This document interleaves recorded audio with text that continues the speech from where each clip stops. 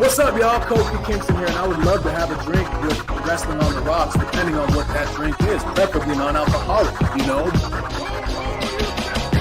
How's it going? The Celtic Warrior, James. Soda. I would love to have a drink with Wrestling on the Rocks. Maple syrup. Fella. I would never have a drink with Wrestling on the Rocks. Welcome to the dive bar of the IWC. Welcome to Wrestling on the Rocks, episode 1 again. Guys, I'm at Ref Marsh. We're at WTR, the show. With me today to go through WWE Raw and Smackdown, the other half of the IIRonics. We got Kevlar on the rocks. What's up, Kev? What's up, everyone? How's it going? I'm doing. Let's see. Looks like Bishop's already in the chat. Says he was about to start painting. So he says to be sure to. He's gonna hang tight for some of these terrible takes. I wonder what he's painting. I don't really want to. Painting the town red. I hate you. So stupid. Yeah, could be. Yeah. Kev, how We're you been, painting man? the shorts brown. Yeah. I'm good. Yeah, hanging in there. Yeah, me too. Doing good. So they, John Cena said today that he's gonna do some sort of he's got some sort of drink out now that's like his recipe of like an old fashioned that does one particular brand. I don't remember the name of it, like Thomas Byrne or something like that. And he's doing a meet and greet for 100 people where he's gonna sign a bottle of it in San Diego. Nice. And it said like, oh, follow the link below and go figure it out, right? And so I followed the link, did the thing, and I got like an email. It's like, you're confirmed. You know, here's your reservation. Not even reservation. Here's the details. And when I look at it, it goes like, will only be available to the first 100 people that arrive. And I was like, Oh, so it's not even. yeah. So then we waited like 2 hours and signed up again just to see. And another one of those like, you're confirmed. And I was like, fuck, anyone who's on the newsletter is confirmed. I don't know. Part of me is thinking about going to San Diego and just getting down there at 3 a.m. and being like, I could stay here for 12 hours. I don't give a shit. Yeah, you gotta take one of those portable Johns. You don't even have to leave line. I just wear a diaper. Right, I don't even. You know what I mean? Just bring a change of underwear. So every time I piss or shit, I just change it out. Mhm. Why not? Keep it simple. Just a time. When is it? The chat. I said, when is it? It's Tuesday. It's coming up Tuesday. That's random. Yeah, it is. Like in the middle of the day when everyone's working and shit. Yep, 3 p.m., which makes me think that there may be a shot. I don't know, 100 people, dude. That's not much. That is not much. What's the unemployment rate in California? Yeah, we gotta look that up. In We gotta San start getting Diego. clever. Figure out where it's at. Figure out how I can sneak in. Looks like the name is Thomas Ashbourne is the name of the scene, the drink maker. Nice. Kev, speaking of drinks, what are you drinking? What's in your glass, man? Going for a Truly. Keep it refreshing because it's hot as hell in the desert again. Dude, I've been trying to get my car fixed for days, and I keep having to walk all over town in the middle of the day. I think I'm getting quite a tan, but it makes me thirsty, and I'm sore as hell. Just doing a lot of walking. I don't like it. I'm having a little bit of Slain Irish whiskey. This shit's triple casked. I love it, dude. I've been finding it at different bars. I've been finding it at different grocery stores at this point. When I first had it, I thought it was like some sort of top shelf thing. It tastes almost like a scotch. It's so robust in its flavoring. It's like a $20 or $25 bottle. Like, I couldn't believe it. So now I keep it in the house at all times. So I'm just putting them over. Slain Irish whiskey, triple casked. Sponsored, not sponsored. There you go. Right up in there.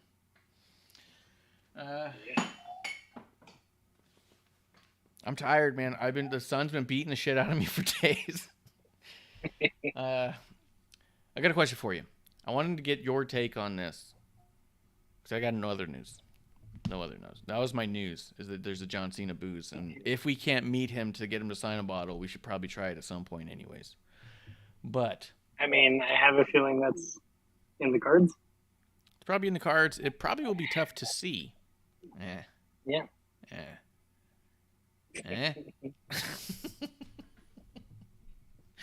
Remember, you can get to the bottom of the bottle. Just never give up.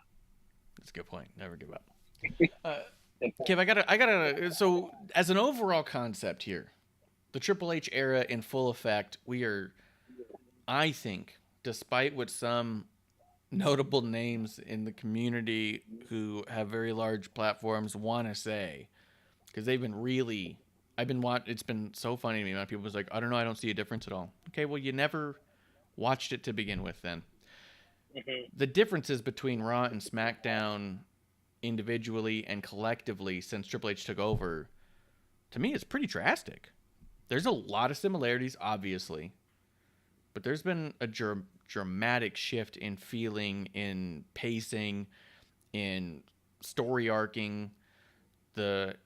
Even in the promos, I feel like I've felt a difference in all of that.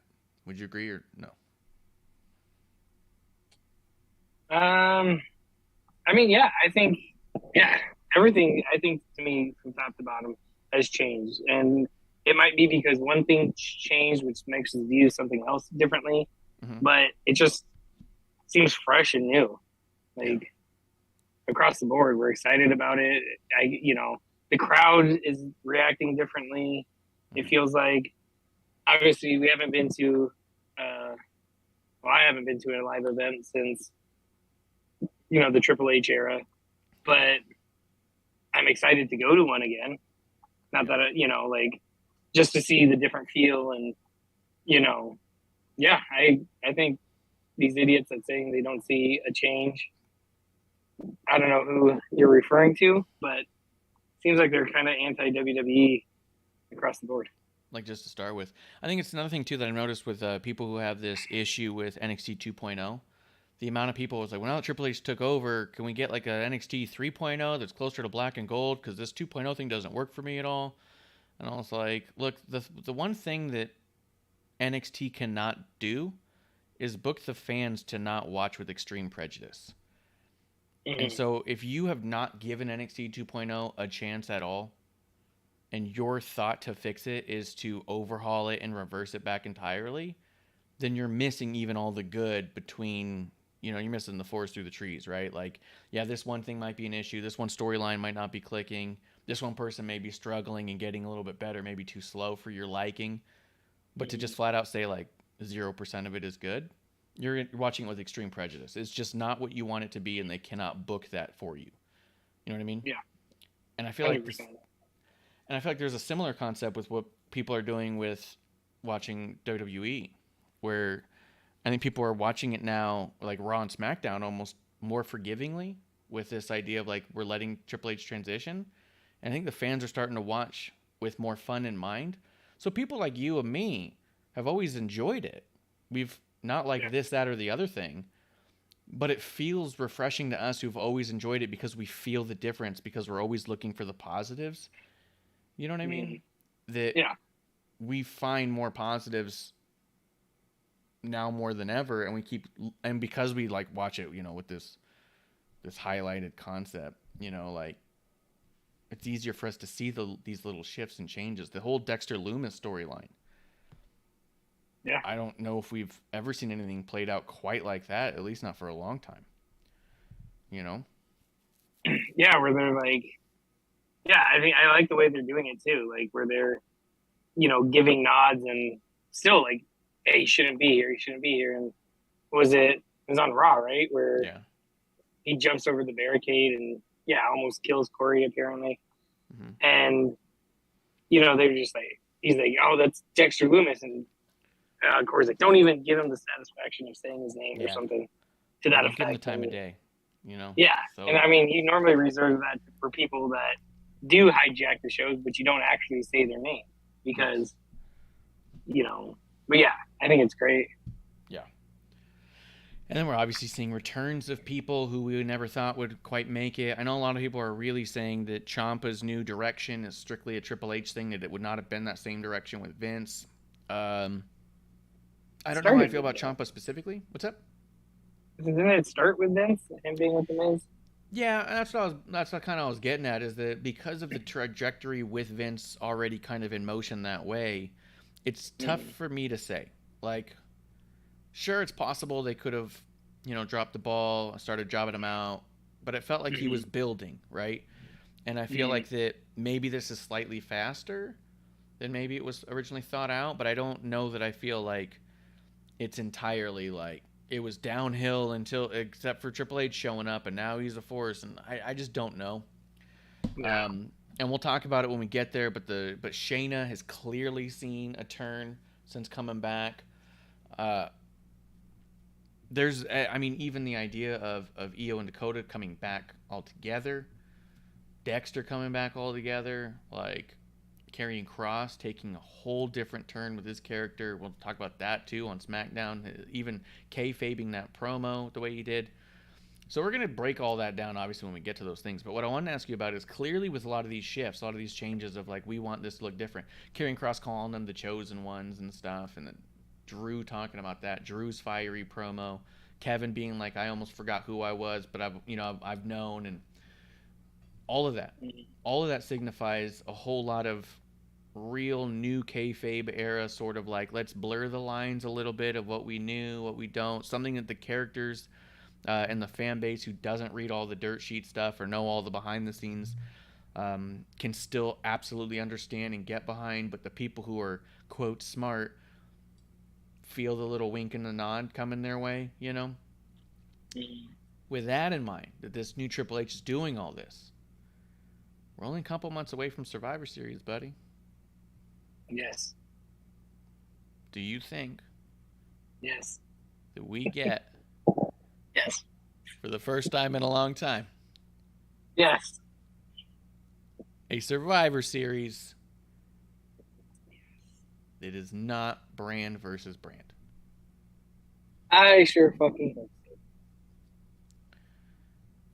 I think there's a really good chance we don't do it. Or I would say, in the event we end up with brand versus brand, just to not muddle up too much, because maybe he likes the champion versus champion thing. I don't know, right? Maybe we get a couple teams that aren't necessarily brand versus brand. Maybe we get a couple teams that are champs versus champs. Maybe we do just do Raw versus SmackDown. I feel like he wouldn't do it without stakes. I feel like that this Survivor Series is going to be one to look at to really get a feeling for where's Triple H's mind as far as shifting things that we've been seeing? I mean, you've said it 100 times, dude. I think starting on episode 1, if I'm not mistaken. Probably. Now that we're on episode 1. Yeah. In a long time.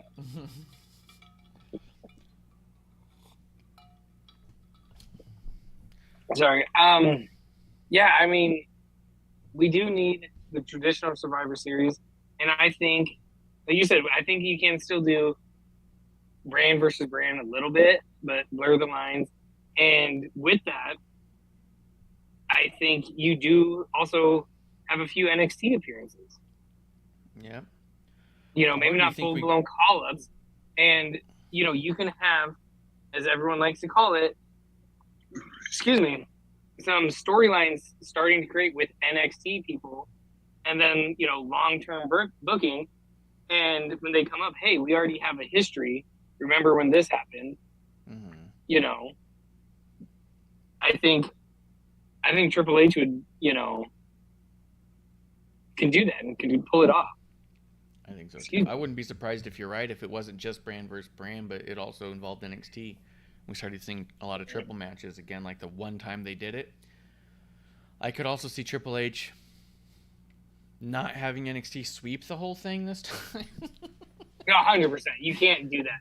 That, like, just looking at NXT, especially then, I know they were trying to make them their own entity, but they were supposed to be like the farm, the beginning, you know, the farm system, sorry. And they swept it, just made the main roster look really bad. Yes. Main roster look like shit. Yeah. I'm like, wait, this is supposed to be what they're thriving for? Yeah. But, and hopefully they do have some stipulations. Like, you know, hey, if you win Survivor Series, you know, you're in line for this or that or whatever, you know. Yeah, maybe some sort of, if you're a sole survivor for your team, you get a title shot. You're last in the Royal Rumble. You're first up for draft or some shit. Or you're suddenly a free agent and you get to decide what show you want to go to. You know what I mean? Like, yeah.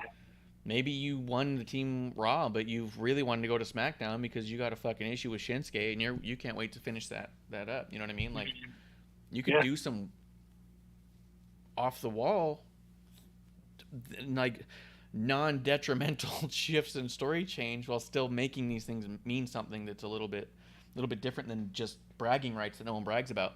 That's the other thing I was going to say was that I think one of the things we could have an issue with this time, and I think it was last time too, the last couple times, the bragging rights bullshit only works when you have two GMs on each show. Adam Pearce and Sonya Deville have been joint GMs, authority figures, whatever. At this point, it's strictly Adam Pearce, but also, since Triple H's taken over, Adam Pearce has not been much of an on-screen character. You know? Yeah, I don't think I've seen him once. In this last Raw, you could see him talking to security behind an interview that was happening, and then they all ran off, and that was when they went and found Dexter. But I mean, he hasn't had the mic. He hasn't done anything like. Yeah. You know, they show him the back, but because I think didn't he also come out with? Was it when Ronda was attacking everybody this week? I don't remember seeing him on that. Maybe not. It was a bunch of security.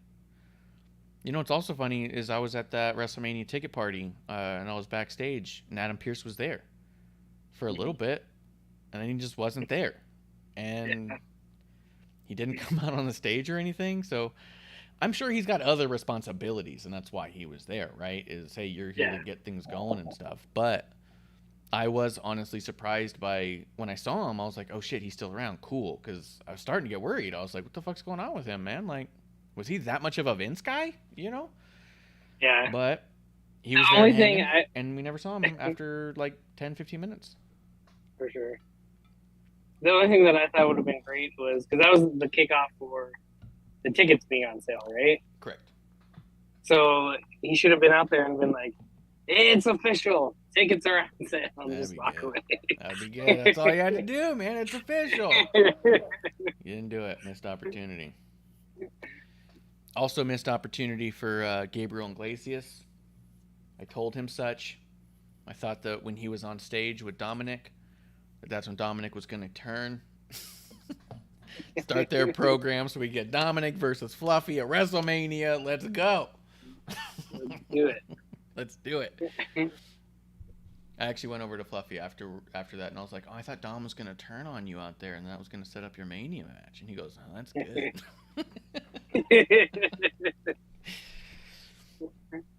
But yeah, dude. Yeah. So I mean, it occurred to me all of a sudden. I was like, "Oh shit, we might get a different Survivor Series." I'm more excited for Survivor Series this year than I've been in a number of years. Strictly, not even for the pay-per-view, but for the answers we'll get before the pay-per-view. Yeah. What is this going to look like? Like, I'm anxious to know what Survivor Series will look like, because I feel like for the first time in a long time, we really don't know. It's been really safe to say for the past 5-6 years, you're getting brand versus brand, champion versus champion. So then you get excited by who's champion, right? Oh, maybe we'll get Gunther versus Bobby Lashley. That could be fucking sick, and you get kind of excited, right? But right now we're like, well, I don't know what we're getting. This could be real cool. Roman versus Roman. Oh, Roman versus Roman's gonna be so good, dude. Usos versus. Yep, the Usos against How hilarious themselves. if they did that. If it was Jimmy versus Jay. Yeah, Jimmy versus Jay. Yeah. Guest referee honorary Usos Sami Zayn. Right. But yeah, I mean, like, this Survivor Series, like, they have, you know, like you said, it's the potential of what's out there, you know, and like you said, for the past 5-6 years, we knew exactly what was going to happen. And the only thing that kind of made it exciting was when there was a sudden change of champions. But then it was so obvious right beforehand. We're like, all right, you just wanted so-and-so versus so-and-so. Like, you could have done that a couple months ago. Yeah. When it was Jinder, remember? We were pissed. Jinder versus Brock. AJ, yeah. We're like, Brock's going to kill him. Fuck yeah. And then AJ won it. We're like, no, but yeah. Come on. Yeah. Yeah. Yeah, as soon as he wins it, we're like, yeah! Oh, no! Damn it! Yeah. AJ, run! But, yeah. But, yeah, like, and truthfully, just as excited for Survivor Series as I'm excited for Night in the Castle. I don't think I've ever been this excited for one. For Clash of the Castle? Whatever the fuck it's called. Yeah, this is the most excited I've ever been for Clash of the Castle myself. I just fucking still despise that name. I never fucking remember it. It's not great. Because every time I say Clash, I want to say Clash of Champions. Yes. I'm surprised they're not calling it Clash of Champions at the castle. Clash of Champions, Clash of the Titans, like, there's too many clashes. The Clash, you know, like... Yeah. Yeah, they really... I didn't... They should have done Quake by the Castle. No, I'm kidding. AEW just did Quake by the Lake. You might not know that. Yeah, I did. Because they have to rhyme everything. And... Yeah, they do have to rhyme it. I don't know why you'd have to call it a castle thing. Yeah, I don't know. I didn't love it. I thought you could have... I mean, you could have called it so many random... You could have called it Judgment Day. You know what I mean? Like, you could have, like... Yeah. And that's the thing. I think instead of having a separate pay-per-view, I think it would have been great if they had... I'm trying to remember July's pay-per-view or August pay-per-view. Well, they keep switching them. But even Hell in the Cell, not Hell in the Cell. Well, you could have done Hell in the Cell, but just a normal pay-per-view just over there. Yeah. Like, I don't think it would have been terrible. Yeah. They could have also, I mean, it could also just been Great Balls of Fire too. Yeah, over the pond. You know what I mean? Something like fucking. It didn't need to rhyme. Yeah. I don't hate it. I'm shitting on it, but I don't hate it. Just in time in the chat does say should have just called it Castlemania. That would have worked for me, man. That would have worked. Wasn't that a video game? Castle Slam. Oh yeah, Castlemania. Great Nintendo game. You're a little Dracula guy. You're hunting the vampires with your whip. Yep. Yeah. Looks like a wet noodle, right? Yep. Wet noodle them. Yeah. Yeah, they could have just called it Beans on Mash. WWE. Yeah. You know? I mean, Cheese and onions. WWE in the UK. Okay. Yeah. I don't know that. But No. I am excited. I actually do think the Clash is going to be probably pretty cool, and I do think that Survivor Series, I'm more excited to know what the build is going to be. I think this, though, before we move on and talk the shows, I do think, I've said it in the last couple episode ones that we had right before Survivor Series. I think it is the, so far being the brand split one, it is the most casual, fan-friendly pay-per-view every year. That a lot of people think it's the Rumble, but it's not. The Rumble is a lot more for hardcore fans. Matter of fact, the more hardcore a fan you are, the more likely you are to say that your favorite pay-per-view of the year is Rumble, not Mania, right? That's the reason I think that Survivor Series is, as it stands with brand versus brand, it's the easiest one to invite your friends over who don't watch wrestling often. They maybe watch it once or twice a year when they happen to be at your house. It's the easiest one for them to watch and digest. Oh, the two champions are going to fight? Okay, I'll watch two champions fight. I get that. They're both champions, right? Yeah. Oh, this team is 5 people on SmackDown and the other guy's 5 people, and they're only on SmackDown and Raw. And you're like, yep, they're just the show they're on. Like, oh. And as they watch it and they start deciding, hey, I'm really liking all these Raw guys. Maybe I'll check out a Raw. They might not say I'm going to watch everything, but they might say, hey, next time Raw's on, I'll flip it on. Like, it's a lot easier to digest that you're just getting a taste of what these shows have to offer. You know what I mean? Yeah. And if you talk over the commentary, it doesn't matter because there's no story. There's usually not much story. So, Rumble, Mania, massive stories. SummerSlam, massive stories. Survivor Series, little to no story. So part of me is kind of like, I kind of like seeing the champion versus champion thing, but maybe you switch that up, especially like you said with Roman and the Usos doing the thing. Maybe we don't do it that way. Yeah, I mean, yeah, you can do it. You can do it several different ways, and yeah, it's interesting. Or maybe you do some and some. You know, maybe you have the U.S. and Intercontinental fight, but you don't talk about the tag or the world. You know what I mean? Or you have a world championship match. Actually, have a match that's worth something. You could do triple threat, where the first pin is the world title, second pin's universal, something like that.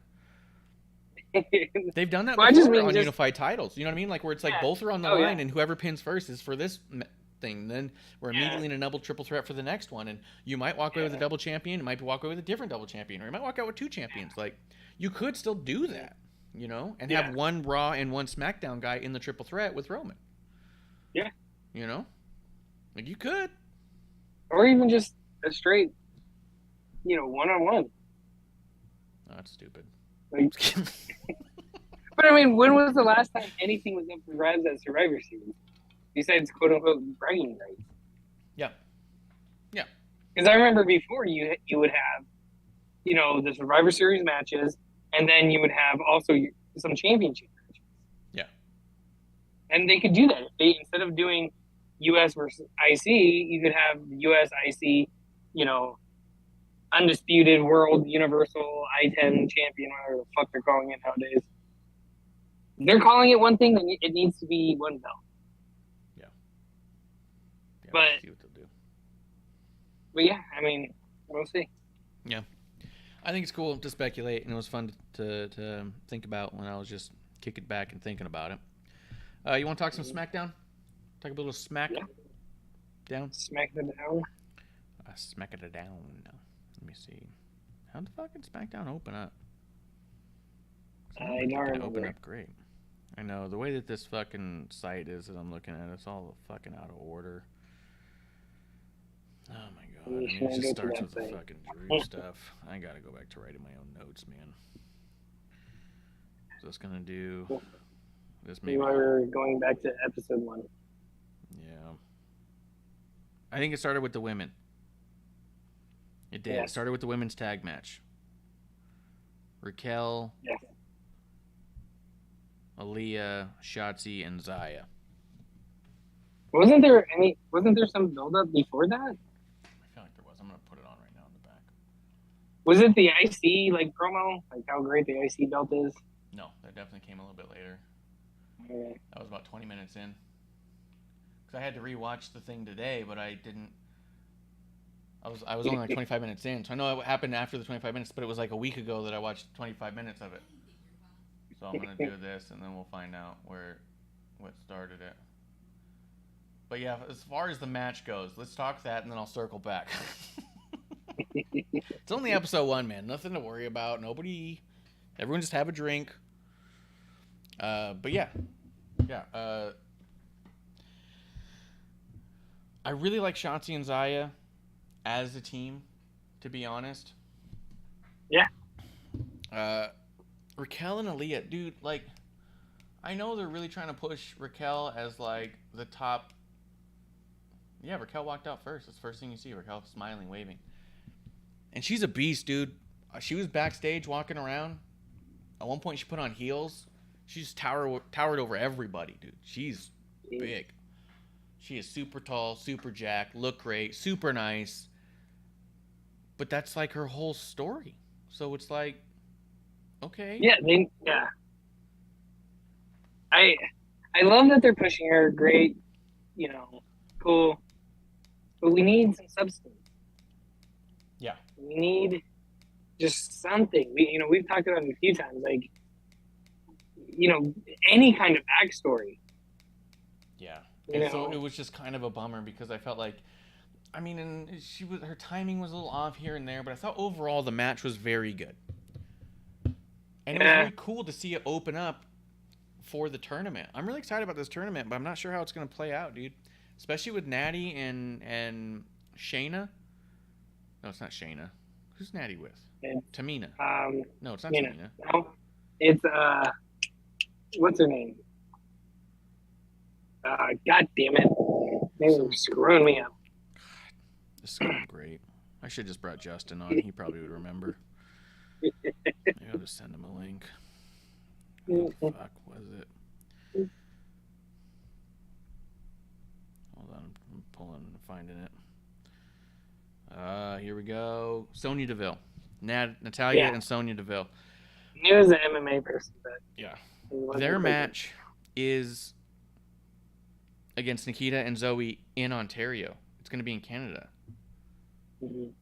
So then I go, maybe they do have Natty win.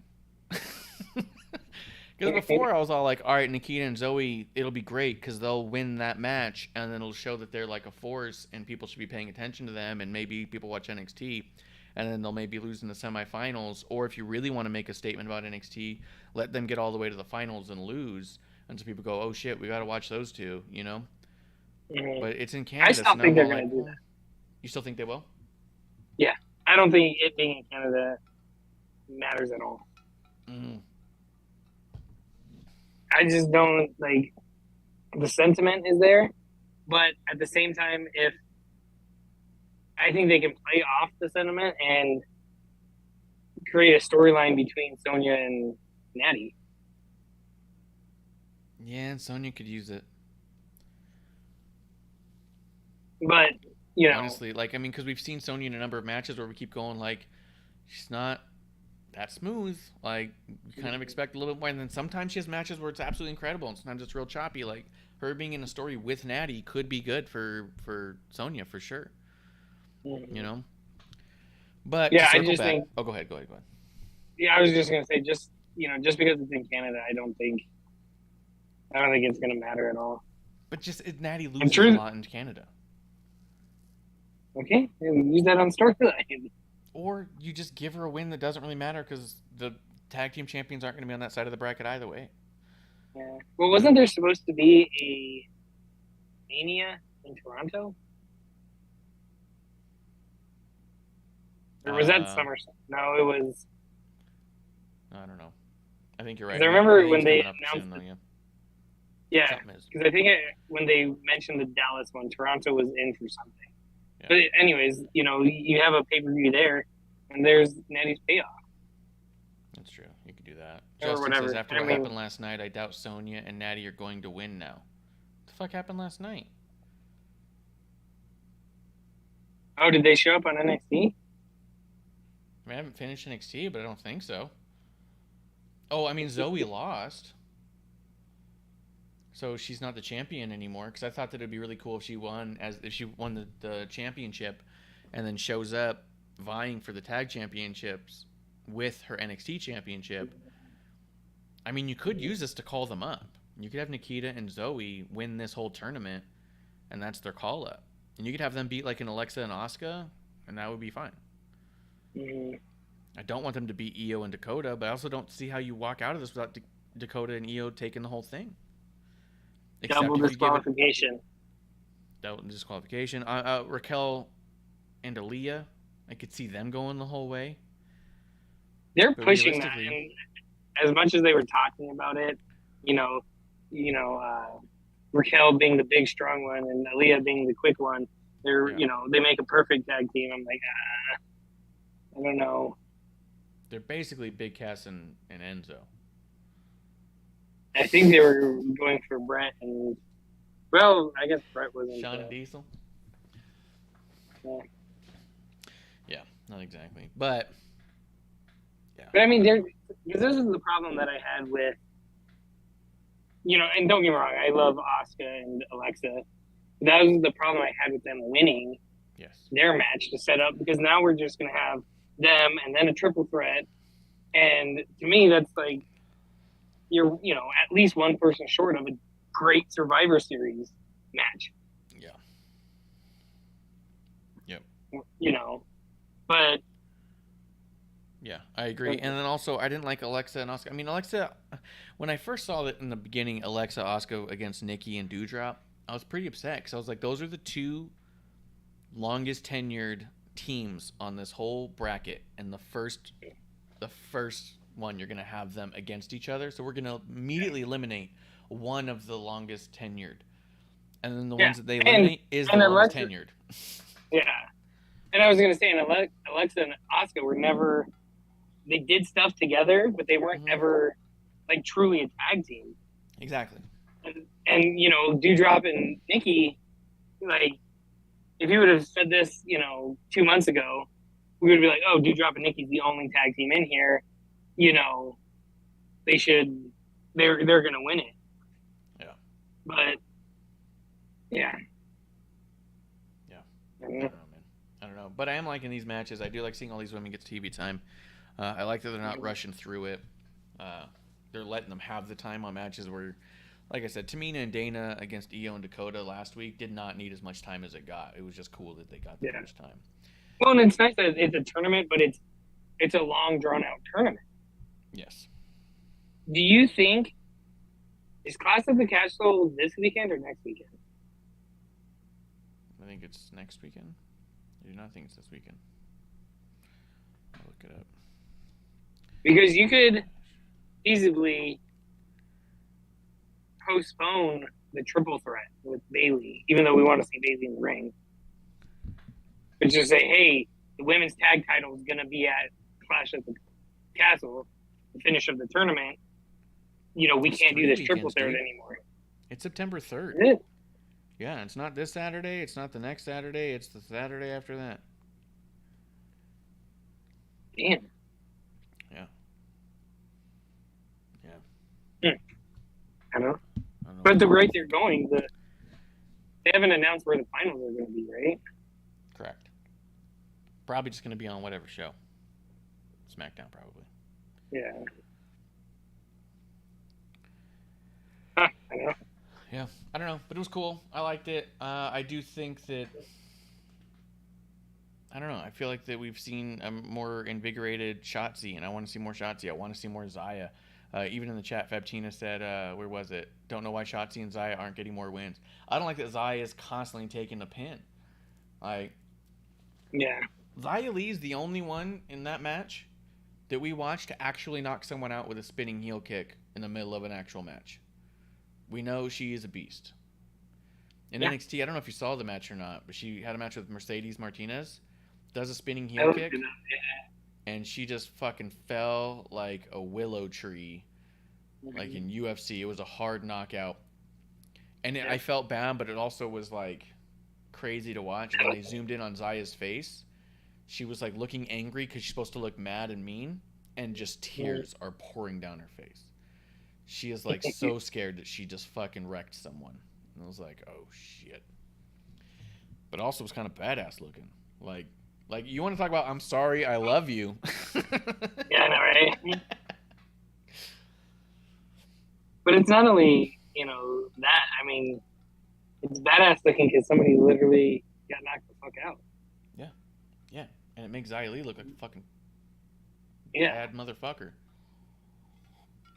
Besides her crying. Yep. But I did like seeing all them. Let's see. This is also where we went to the Karrion Kross promo.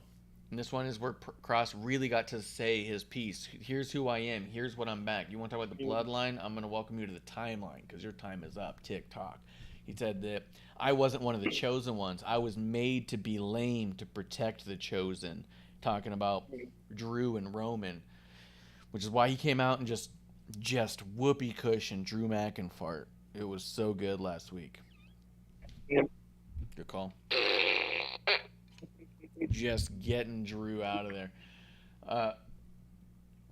What an amazing way, too, to say I was just thrown away, cast aside, like just chucked out. And so I bided my time. I waited for my moment, and I came back to strike.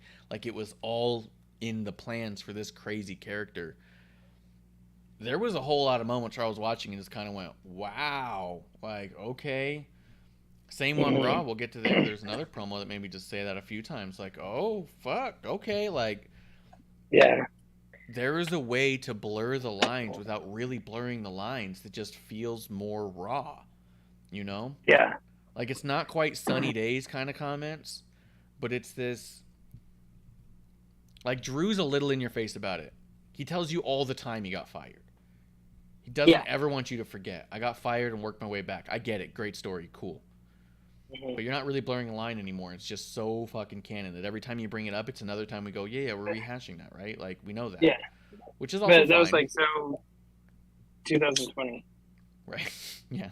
This was your story in NXT too, dude. Yeah. Right before you became a robot because you didn't understand what they meant in commentating. Yeah. It's like a Terminator. We're trying I guess I'm made of robot parts all of a sudden. Oh. Yeah, we're trying to completely block out 2020. That includes you, Drew. Yeah. For bringing it up. But we'll get back to that later. So for Kross to be able to spin the story this way of like, look, people know I got fired. People have seen me do other stuff. People saw me on the indies get pissed when they used my WWE theme. There was a show they went to where he said, do not play that music. They said they found it. We got it. We pulled it up. He goes, don't use it. This is what I want you to use, a different one. And on his way out, they used it anyways. And he stopped and turned around and went back there, and you could just hear him being like, turn it off. He's like, stop. And he's like, we'll never hear that again. Like, he was fucking over it, right? And people know this. So then to see the fucking bird, to see the lady, see the smoke. Yeah. It wasn't a stinking cob, it was a caca. Yeah. Remember the old Sting one they had out there where it did that? Kind of like a... Yeah. I think it'd be really great if it was like a real shitty, almost like a Drake Maverick or Leo Rush kind of a voice, just going like, caca! Yeah. Just shrill. Yeah. But this is the blurring the lines that I love, where it's like, let's feed into all of that and make that part of who I am. What am I if not the person who came on the scene big time in NXT, just got shit all over on the main roster, thrown behind a mask, strapped with metaphorical straitjacket suspenders on my gear, and made to look like a fool to keep me out of the scene that the chosen ones had to run. You know what I mean? Yeah. You don't belong there because I said so, not because you don't. And this was him coming back saying, like, I've known I belong there, and I had to wait my time, and now I'm here to force myself into that scene. I thought it was so fucking good, dude. I thought it was so good. Oh, yeah. Sorry, I went on a whole thing about it, but you tell me what you thought about it. Yeah, it's fine. Yeah, it was good. Next. No. Yeah, it was great. Like, he did, like you said, the Drew thing without being looking for a pity party. Mm-hmm. You know, poor me, look what I did, poor me. He's coming back like, Drew did it too, but like using it as motivation. But you know, the difference between the face and the heel, where Cross came out and was like, "Hey, I'm using this as motivation. Like, I'm going to kill everyone, especially the chosen. I'm shooting for the top. Yep. You know, and yeah, I loved it. I thought it was great. I was like, yes, this. You know, we've talked about it before about people not being able to cut good promos lately and be good on the mic. You know, there's only a select few. And after this promo, I was like, fuck yeah. Like, WWE really didn't let this guy talk before, and they should. Clearly. Yeah, he's got a vision that's going to work. And you could feel it in that one. You said, oh, he doesn't even have to win to be on that same trajectory. He also could win. Fabteen in the chat says, loved it, can totally see Karrion as a champ. I absolutely could. I think you could believably take this version of Karrion and make a statement with him. Yeah, I mean, if you could push him and, you know, people will get behind him, like, you know, I think he could be the one to dethrone Roman. Like, he's coming in, he's, you know, got a lot of momentum, people are behind him. If you continue this, I could see him taking down Roman. I could too, and here's why I think you definitely could now versus before, and not even just in a character standpoint, but all of the chips on Roman, you could see events being like, no one, this guy's not ready, no one's ready, no one's there, no one's here, right? You could see a Triple H making the statement of saying he's the guy that we've been building towards, right? Yep. This is how you make someone, is let them do this and then win, you know? But I also think that it was really awesome the way that you even like sort of said it, but then kind of backed it up a little bit, was the difference between Drew is I got fired, and so I worked out a lot, and I used it as motivation to keep doing what I was doing and hope to come back. Where Karrion's story was, I was thrown aside for no reason. Yeah, I was thrown aside for no damn reason, and so I calculated a plan to come back and destroy. Like, it's kind of like the origin story of an evil mastermind. You know what I mean? Like that guy in Incredibles with the cape. Same. Damn it! I'm trying to remember his name. I don't know. I have no idea. He was Wonder Kid or Super Kid before that. Super Kid. That was his origin story. Maybe. Bishop in the chat says Cross sucks, shit's whack. I mean, he's full of terrible takes. That's just what he does. It's pretty terrible. Ah. I mean, it's almost a little bit knows what terrible. It's almost like, what could I say that's terrible? Like that one. That's what it is. I hate puppies.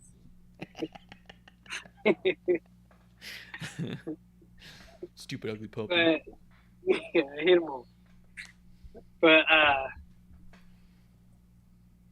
I was going to say, I think, like, when he's like, I'm a part of the timeline, and I know his whole thing, you know, the clock and the hourglass and stuff like that, TikTok, like, the timeline faction would be badass. Like, almost everyone that was, like, cast aside, like, if Dexter Lumis was in it, and some of the more heel guys that were released, like, I think they could be, like, a badass faction. I think you could do a few things. I mean, wouldn't it be fucking crazy if you put Kushida in it? I mean, his whole thing was he wasn't Time Splitter, but he was they call him something with time. Time Traveler. Yeah, he was like a time traveler. I mean, he's a Back to the Future guy, but like him and another guy was attacking their time splitters. His whole thing was time, you know, the clock. Yeah. You know? You could turn him evil and bring him in. We can fast forward a little bit because we're on that same topic. I was noticing that a lot of what Shayna Baszler said in her promo against Liv was very Karrion-esque. She said something about her time being up. She said, when I'm over your carcass. She said one other phrase. I was going to write it down because I was like, holy shit. She said 3 things that were very much like a Karrion thing. But talking about a carcass, talking about her time being up, and talking about it's slipping. She said something else, and then I thought I could see her in a timeline type thing, being a little bit darker, a little more calculating, you know. And then you could have men and women in the faction, which, I mean, we were already doing with Judgment Day. You could do something on this side, which puts together a team that could go against the Judgment Day, which could be crazy, but I don't know if you'd want the two heel teams to go against each other. I mean, it'd be cool. It would be pretty cool. Drew McIntyre did a promo right after this too, where he said that he'll put Cross in a graveyard, and then he kept talking about Roman Reigns. Scarlett came out, which she was then referred to by Michael Cole as Karrion's Oracle, which was pretty fucking cool. I thought it was cool, but weird at the same time. Oh yeah, spooky. Yeah, like, I mean, and weird in the fact that, you know, we know who she is. I know some people don't, but I think, didn't he refer to her as his wife before? Not like recently. Like, since being back, I thought somebody said something, either a commentator or, you know. Well, she never showed up on the main roster, so even if that were true, like, it wouldn't. No, I mean, since the return and everything. Oh. Yeah, I don't think they use the term Oracle, but they did now, and I'm okay with that.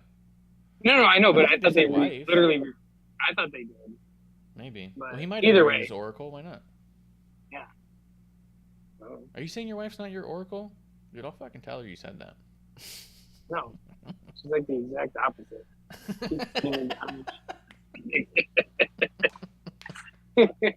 First off, she'd have to Google it. Secondly, it's fucked up. But this did leave a spot open for the Usos to come out and attack Drew, which I thought was pretty cool. And then you had Usos kind of square off with Scarlett a little bit, talking some shit. She said a little thing back and forth too. Let me see. Send you back to the dungeon. Crawled out of. Yeah, Uso looked at him and said, "Tell your boy Karrion Kross that if he steps with tribal chief with bloodline, we'll put his ass down." And she said something to him back about, you tell. I was gonna say the same thing. She said something along the lines of, like you tell Roman his time is ticking, or something like shit like that. And I was like, ooh. I thought she said something like, I was gonna tell you or give you the same message or say the same thing. I thought, but either way, that's cool too. I don't know. Yeah. I also thought that this kind of saved that whole promo segment. I felt like Drew was coming out real fucking weird and dumb, walking around, dancing around, trying to be cocky and silly when he's not funny. Like I've said before, he comes off like such a pompous asshole.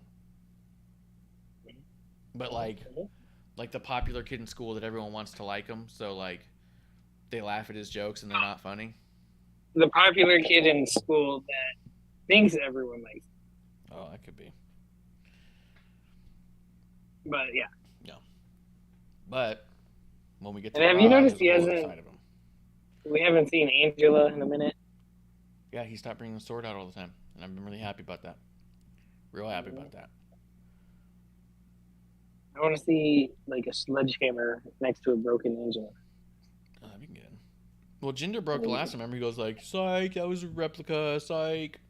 Like, oh my god. It's like, stupid, you broke Vince's. Can't believe you fell for it. Yeah. It's like fucking Spaceballs. The oldest trick in the book. Oh. Yeah, I know. Anyways. Let's see, the Kofi and the Viking Raiders. So I guess Viking Raiders next week are going to do some sort of like a ceremonial funeral to the New Day. This is kind of a wild rivalry, given that most of the New Day is out injured. Yeah. No, it's 1-on-2. It's weird. I thought somebody was going to step in for Woods or Big E while they somebody were out. Do you think this is where Woods returns, is during the funeral? I think so. Because I don't think he was a real injury for him. Undertaker-ish. Yeah. That would be cool if he came out dressed like the Undertaker. Purple gloves and shit. Like, I'm just curious. Are they going to do it like in the arena? Because, Viking funerals, you send them off on a boat and land them on fire. Like, what if he rises out of the fire like a phoenix? That'd be cool. Like Aleister Black. Like fucking rising. I was going to say, or like Edge. No, he just came up from the fire, but like Aleister was like raised up on that platform. Oh, yeah. Yeah. It's way creepier. Way creepier. Bishop does say Drew's last 2 promos gave me Mox vibes, and I could see that because Mox does that weird kind of dancing, moving around like he's too cool, and you kind of okay. Oh, this is how people move in real life. You're like, no, that's Kenny Omega. That's true. That voice is Kenny Omega. No, I'm Kenny. Oh, which he'll probably be back tonight. People are saying. I play video games. Follow me on Twitch. As we stream on Twitch.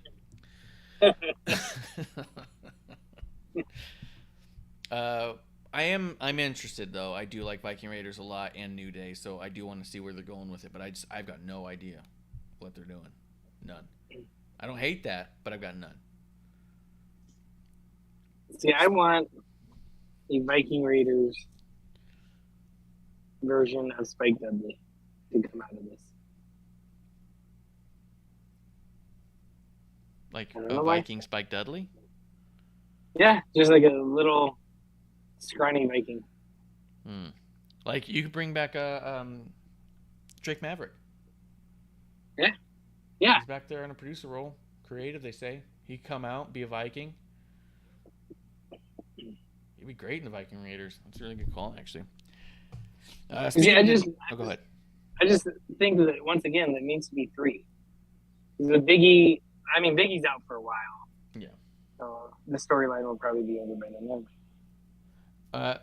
Also, speaking of did not see coming at all, we had a couple of the jobbers in the ring. They went ahead and let Pat McAfee do the arrows and the circles and talking about how many times they may have pooped themselves, not even knowing who they're going to face. And that's when we heard it. Haven't heard it in a long time. Yeah, bro. Yeah, bro. It was pretty cool to see him back, I'll be honest. I thought they were really impressive. But, I like him. I'm just... 2 things about it I like. I took away. One, sooner or later, Triple H has to stop bringing people back. Yeah. Like, as soon as there's, like, a week where no one comes back, like I said, there's going to be backlash. Well, there's no one new here. It was stupid. But the other thing I loved, that one of the jobbers' last name was Scott. I thought that was hilarious. Why? And McAfee, because of the swerve. Oh, that's fucking And funny. McAfee said, I forgot the other guy's name, but I was trying to look it up. But he said whatever, and Scott are probably regretting every decision they've ever made right now. And I started laughing so hard because I was like, oh, that is so petty, and I love it. It was Trevor Irwin and Brandon Scott. Scott, yeah. And I was like, that is hilarious. It could be nothing, but I dug into that, and I just loved it. I was like, that's fucking hilarious. Yeah, if one of them's last name was Strickland, that'd be really fucking good. Oh, yeah, right? His name is Steven. His real name is Steven Strickland. Swerve Strickland, Isaiah Swerve Scott. He's also Jermaine Strickland, Shane, a realist, Killshot, Jermaine, Isaiah. Just looking. Trevor Irwin, Brandon Scott. Yeah, that's pretty good. I almost wanted to go back and, see if when they came out, if Mackie said, oh, that was a swerve I didn't see coming or something like that. Mm-hmm. That would have been hilarious. It was really good. I did like their promo afterwards. Justin does say in the chat, finally a well-needed tag team for the SmackDown side, 100%. And AJ Francis, which, by the way, I loved his jersey. It had like an AJ logo instead of the numbers, and it said Fran, and it had a sense sign, so it's Fran Sense. So fucking funny to me, dude. They have a pun with logos is the best. They're really good. But then their promo segment afterwards, I loved it. And I love the way they called themselves the OG3. Because what I don't think a lot of people know, and I only know it because of the time they were on After the Bell and they talked about it, Swerve was never a part of the group. The crew was always these three. They were even on the indies together at a certain point. It was something that AJ Francis was doing before they got to NXT. They all kind of came together while in NXT because he had done this, the Hit Row thing was kind of a thing he was doing. Some people came and went, but in NXT, that's where those three got together and did it. And right before they debuted, I think it was Triple H was all like, we should throw Swerve in there. You know, he's got a similar vibe to you guys. And they said, all right, sure, whatever. He was just thrown in. And he did fit the mold. And the idea was that no one person was going to be the leader, that they were all going to have storylines that focused on them while the other part of the group fell back. And they'd kind of mentioned that, you know, we're just only in the Swerve story right now. We're not in the story for the other one. So it really looked like Swerve was the leader, where there was going to be supposedly a certain point where he was going to fall back a little bit. You know what I mean? And then be part of the group. And then you'd have AJ being the main guy for a while. And then you'd have Adonis be the main guy for a while. Like, that was supposed to happen and never did. So the OG3 I thought was cool because it was kind of a callback to, like, we were together before Swerve. So. Yeah.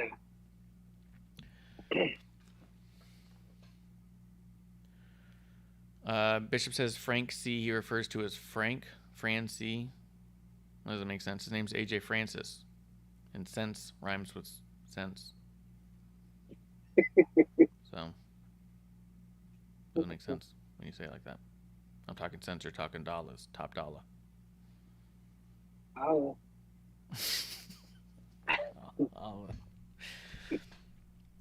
Excited to have him back, though. I know what you mean, and I've seen a lot of people give people shit or online saying, like, oh, a lot of people giving Triple H props for bringing in all these people. You sent me that one where someone's all like, here's Triple H, bring back all this old WWE talent. Why don't they build who they have? And you could tell if they were sarcastic or not. But then I don't think it's necessarily going to be this, he's trying to, it's not the same, right? Because for one, WWE's been around so long that how much can really truly be hot-shotting. He's not hot-shot booking with debuts. He's trying to rebuild a roster that's not stale, that hasn't been done to death, that's fresh with a ton of potential. You know what I mean? Where I think that the difference is Tony's trying to hot-shot debuts without signing anybody and letting them disappear and not be part of the story. They show up, they do a thing, they're gone. That he's got his core that he's working with, where I think all these people are meant to come in and disturb all that. They're not meant to just pop a rating. Does that make sense? Yeah. Yeah. Tony's just doing it as a business. You can have people come in, you know, get a quick pop. You don't got to really pay him. Yeah. Oh, yeah. I mean, I'll tell you right now, none of these guys are showing back up on Raw and SmackDown because they're not signed. You know what I mean? The Liv and Shayna segment, though, with Ronda. Ronda came out, did her business, poured money on the table, beat up the security. I really liked the moment where Shayna and Ronda passed each other, and Shayna came out saying, what are you doing, dude? That's not how we do things around here. You have to just play by the rules and bide your time, and that's how you get what you want. And I loved that. I love that, for one, they had Shayna say that, because then it already explains why Shayna's been meek. Yeah. Why isn't she who she used to be? Because she's trying to play by the rules. Because she thinks that she needs to fall in line to get what she wants. And then Ronda looks at her and goes, you used to be a killer, and walks away. Which is also enough to go, why might Shayna change back? Because maybe she misses being a killer. And maybe she realizes the killer instinct might get her further than falling in line. Yeah. Like, in that one exchange, I was all like, holy shit, we've explained everything in the past and set up for an entirely different future. Mm-hmm. How fucking perfect was that? Yeah. Oh, yeah, it was interesting. Like, I did love that exchange. I have no complaints with that exchange at all.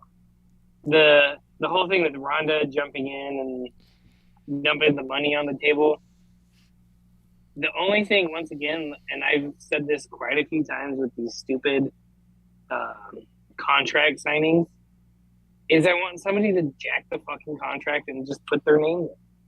And just, you know, I don't think it'll mean shit. With who? Well, it was like Cena or some shit. Cena went in there and just... Remember it was supposed to be Corbin's match or some shit? And Cena knocked out Corbin and then signed it? Or was it the other way around? Yeah. Corbin did it to someone else? Like, I mean, we did it like last year, the year before. Last year, yeah. I do kind of remember that.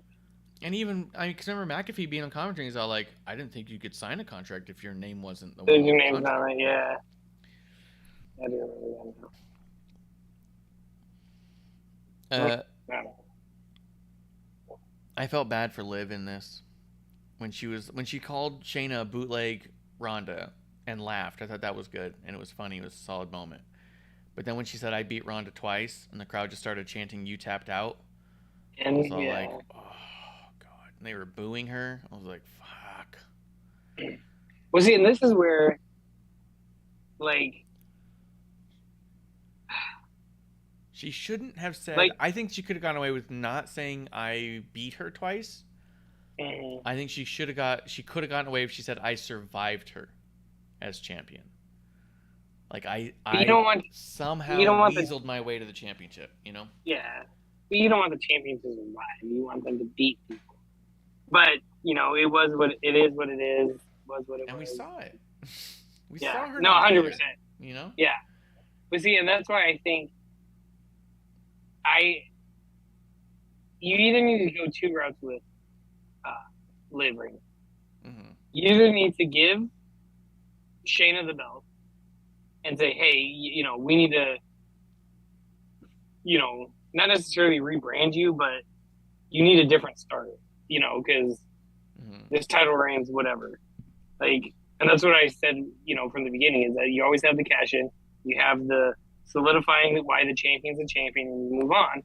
And with that nonsense, even if it was, you know, played out the way I think they were hoping, it still would have looked like shit. Yes. No. I think the way they were hoping was, I think that Liv was supposed to tap right after the 3 count. No, I know, yeah. But what I'm saying is I still think that looks like shit. I don't think it does, because I think if you get the solid 3 count and you know you won, you're tapping to get the person to let go, and you're just hoping that they let go out of almost muscle memory. Yeah. You know? Match is over, stop. Match is over, stop. You know what I mean? Like, yeah. But you still don't want the champion to tap at all. Yeah. Like, you wanted to solidify her as a legitimate threat. Or not even a threat. She's the champion, like a legitimate champion. But I think, like, I would feel bad for Shayna if they did it. But I think if you want Liv to stay the champion right now, you need a triple threat versus Shayna and Ronda and, you know, Liv, and Liv comes out a definitive win. Uh-huh. And hey, I beat both the killers. You know, I beat both of them. Yeah. And if you're gonna keep her the champion, if not, hey, give Shayna her moment and see Shayna as a champion. Yeah. Because then that leads to Shayna versus Ronda, which everyone would fucking go nuts for. Yes. Yeah. Yeah, and you could even weasel Liv into the match made a triple threat at some point too. You know what I mean? For like a rematch. Not like, I mean, at some point you got to do 1-on-1 Shayna Ronda, right? But at some point you could weasel in Liv as a third wheel and still get a thing out of it. You know? Yeah, I felt bad. And then that bulldog off the top was so far away from the table that Shayna had to like really put in a lot of work to get themselves there, and I felt bad for that. Oh yeah, yeah. Like, oh man. So, I mean, the only thing that, like, it looked like crap because we knew what they were trying to go for. The only thing that I think could have been the saving grace is you could say that Shayna was fighting it off. And she kept fighting it and then couldn't. And that's why she went through the table. But yeah, I think as much as it sucks, because, you know, like I said from the beginning, I didn't want Liv to be Kofi Mania 2.0 because Kofi's title reign was way too fucking short. But Kofi wasn't dropping the ball the way Liv is. That's true too. And you either need to, like I said, you either need to end it now or you need to solidify her immediately. Yeah. Yeah. You know, like I said, either do triple threat at the Cardiff Castle shit, Clash at the Castle, or, you know, have her beat Shayna outright there and then have her beat Ronda outright at Survivor Series. Yeah. Yeah, I agree. I agree with all of that. Just a couple other things happened in this show. Real quick, the Sami, Zayn, and Usos thing. Backstage, pull your weight, you're about to get left behind, all that stuff. For Sami Zayn to be what's effectively a silly concept of an honorary Us and trying to win over Roman. What, say what? The affection of Roman. Yes, the affection of Roman and the bloodline and trying to be a part of it, trying to weasel himself in. This is a silly, funny thing. And they made it by the end of that episode, like, so serious. Yeah. They played it off very serious. And it wasn't, because the first time we said it and everything in the KO show, oh, sorry, Us, it's just, you know, when you're around people enough, you just start to, you know, I'm sure they say things that I say, you know, like, it's funny. But for this one, for them to be, like, for Sami to be so worried, for the Usos to be yelling at him, and he's still, like, trying to fit in, it's turned it into a serious storyline, which is crazy. And such a testament to those guys, you know? Mm-hmm. But that does lead us to the Usos. It was one Uso versus Drew, which was interrupted by Madcap Moss, and then it was Drew and Madcap against the Usos. Sami came out, interfered a shitload. No, it wasn't. What? It was supposed to be a tag team, and Drew's dumbass showed up by himself. You serious? Yeah. Drew's dumbass showed up by himself without anyone, and then Madcap ran out there. Oh. It wasn't a one-on-one match to start. It was a tag team that Drew's dumbass went by himself. That is stupid. I didn't realize that. Which is pissing me off because Drew's holding his own against the greatest tag team in the world right now. Yeah. No disrespect to FTR.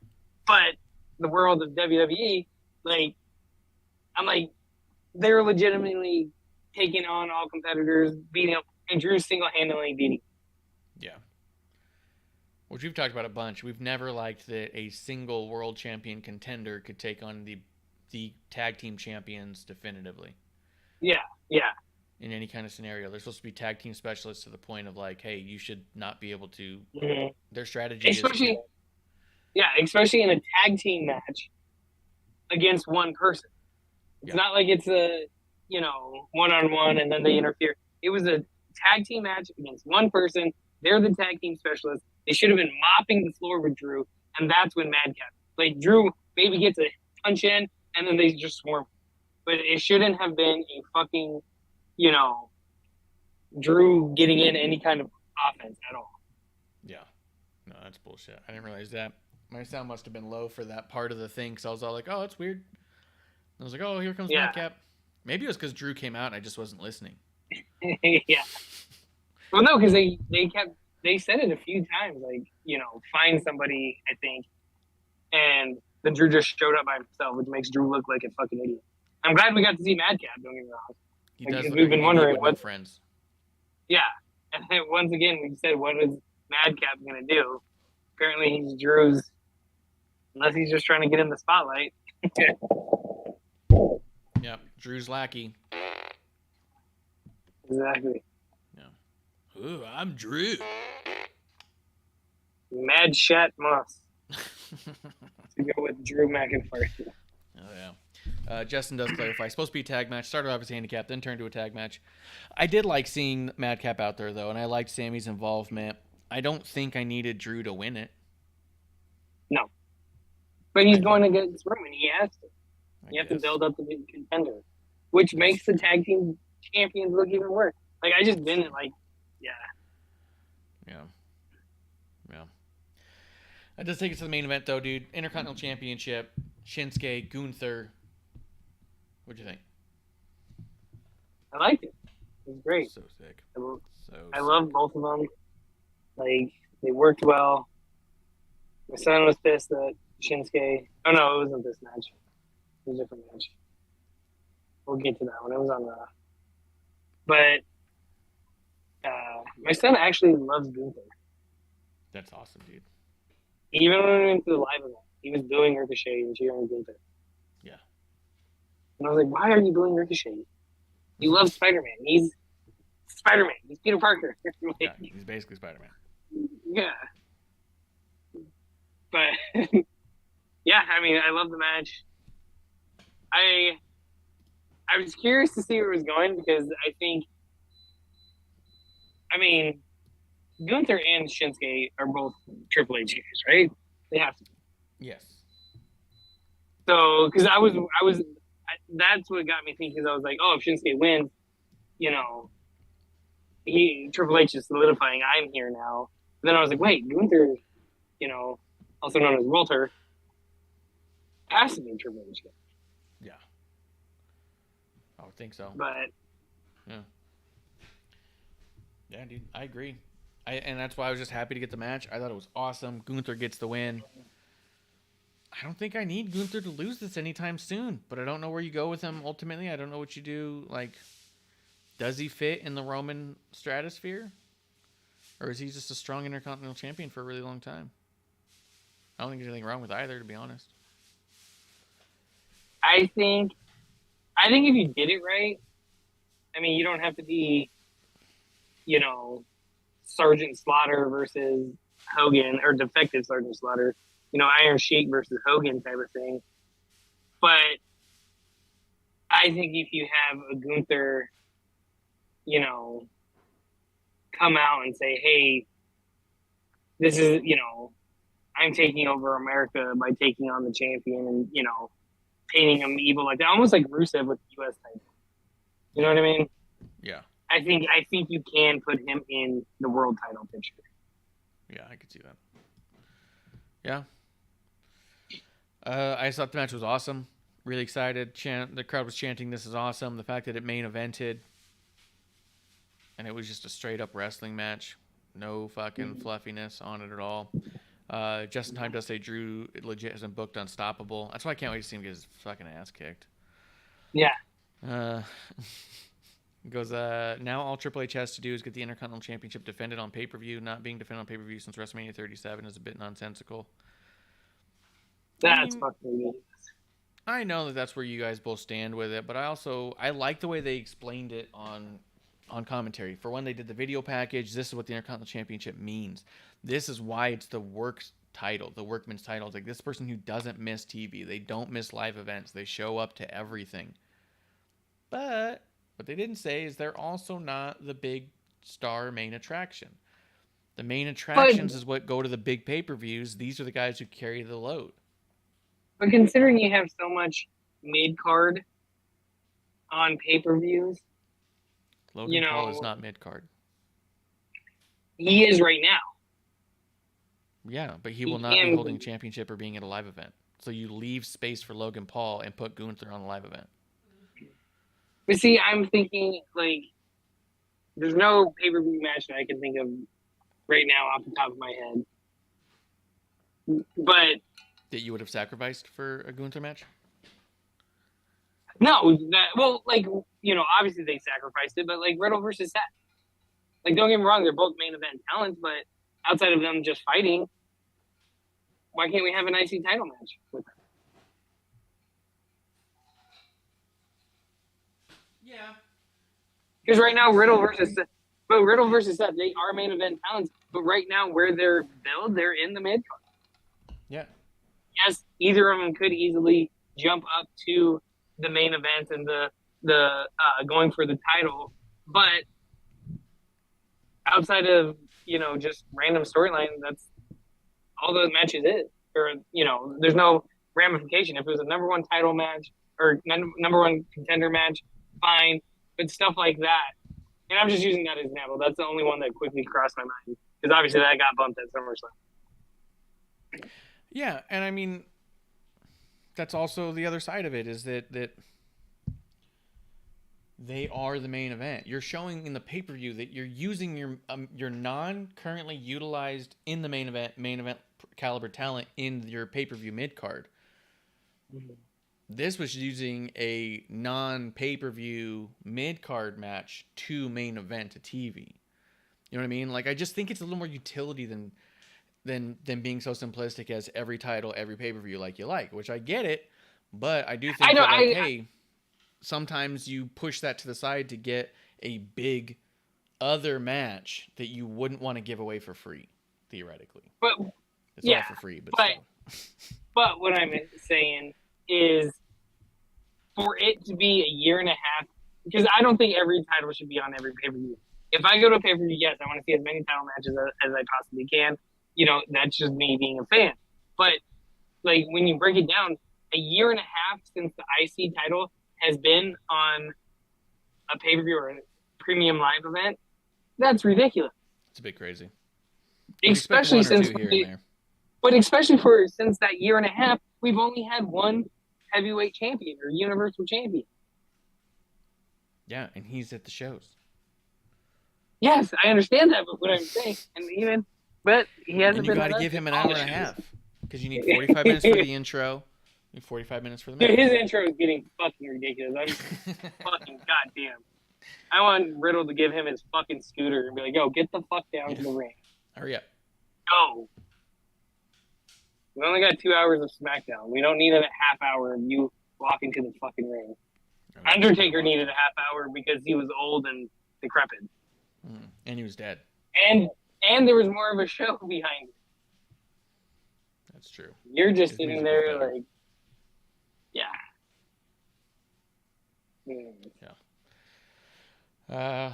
But overall, dude, I loved SmackDown. And then Raw happened.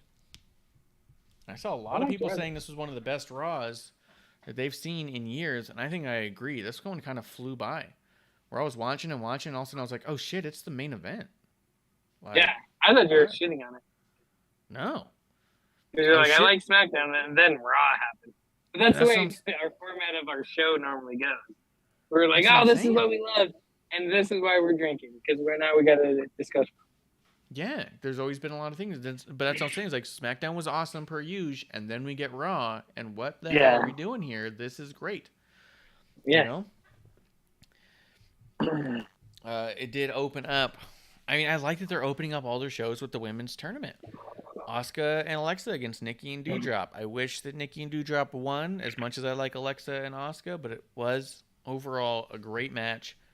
I love Nikki ASH. She is so good. So underrated. People do not give her the due that she is owed. She's also super fucking nice. They're not giving her Doudrop. She's also super fucking nice. Like, just a good person. So there's that too. But the nice people finish last. That's true. Doudrop did a few things in here where you could see her like really protect Alexa Bliss to make sure she didn't hurt her. Kill her. Yeah, which was awesome. Like when she goes to hit the ring post, if you notice, she like puts her arm behind Alexa's head. Yeah. So that way Alexa's head will hit Doudrop's arm and not the actual post, no matter how hard they slam. So good. No, it gives credit to. Yeah, it gives credit to Doudrop and the talent that she is. Yes. Speaking of Nia Jax, I heard people rumbling that she's coming. And I'm like, oh. I hope not. We'll see what I think she even said something about, I'm making sure I'm ready for something. Ugh. I mean, her and Charlotte need to be a tag team. I will say that I think a lot of these returns that we're seeing, as much people don't want to say it, are more of CDC sponsored returns. Like, everyone's trying to say he's trying to rebuild his NXT, he's trying to do this. Most of these people that were let go for refusing to be vaccinated. And now we're in a portion like Nia Jax. Nia Jax, Karrion Kross, B-Fab, Hit Row. I don't think that was the case with Dexter, but I also don't know what the fuck you would have done with Dexter, especially coming off of the way in the Index story, which was garbage. But they this is a whole lot of, hey, the CDC says you don't have to be vaccinated anymore. You don't have to show vaccination. You don't even have to quarantine if you get COVID. You just should probably wear a mask, but you also don't really have to, I guess. They've become a lot more lax on it now because at this point there's enough vaccination out there, enough antibodies out there, enough people have gotten it that the CDC believes probably not a ton more deaths left to be had for COVID because of how well protected we are as a mostly vaccinated society or antibodied. Is their thing? I don't know. I'm no scientist. I don't know. But since they put that out, all of a sudden all these returns are happening. And I don't know how many of these returns would have happened otherwise, other than Triple H obviously liked these people because they came through NXT. And now, coupled with we don't have to be vaccinated, it's okay to do necessary, right? Takes does say not for Canada trips though, so I guess we're not going to be in.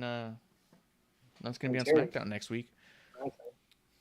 Yeah, because that's we're going to see a Karrion Kross pre-tape next week. He's not coming to the ring. Well, that was the thing with I know the Cardinals, the baseball team. Yeah. 2 of their bigger names, refused to get vaccinated and stuff like that.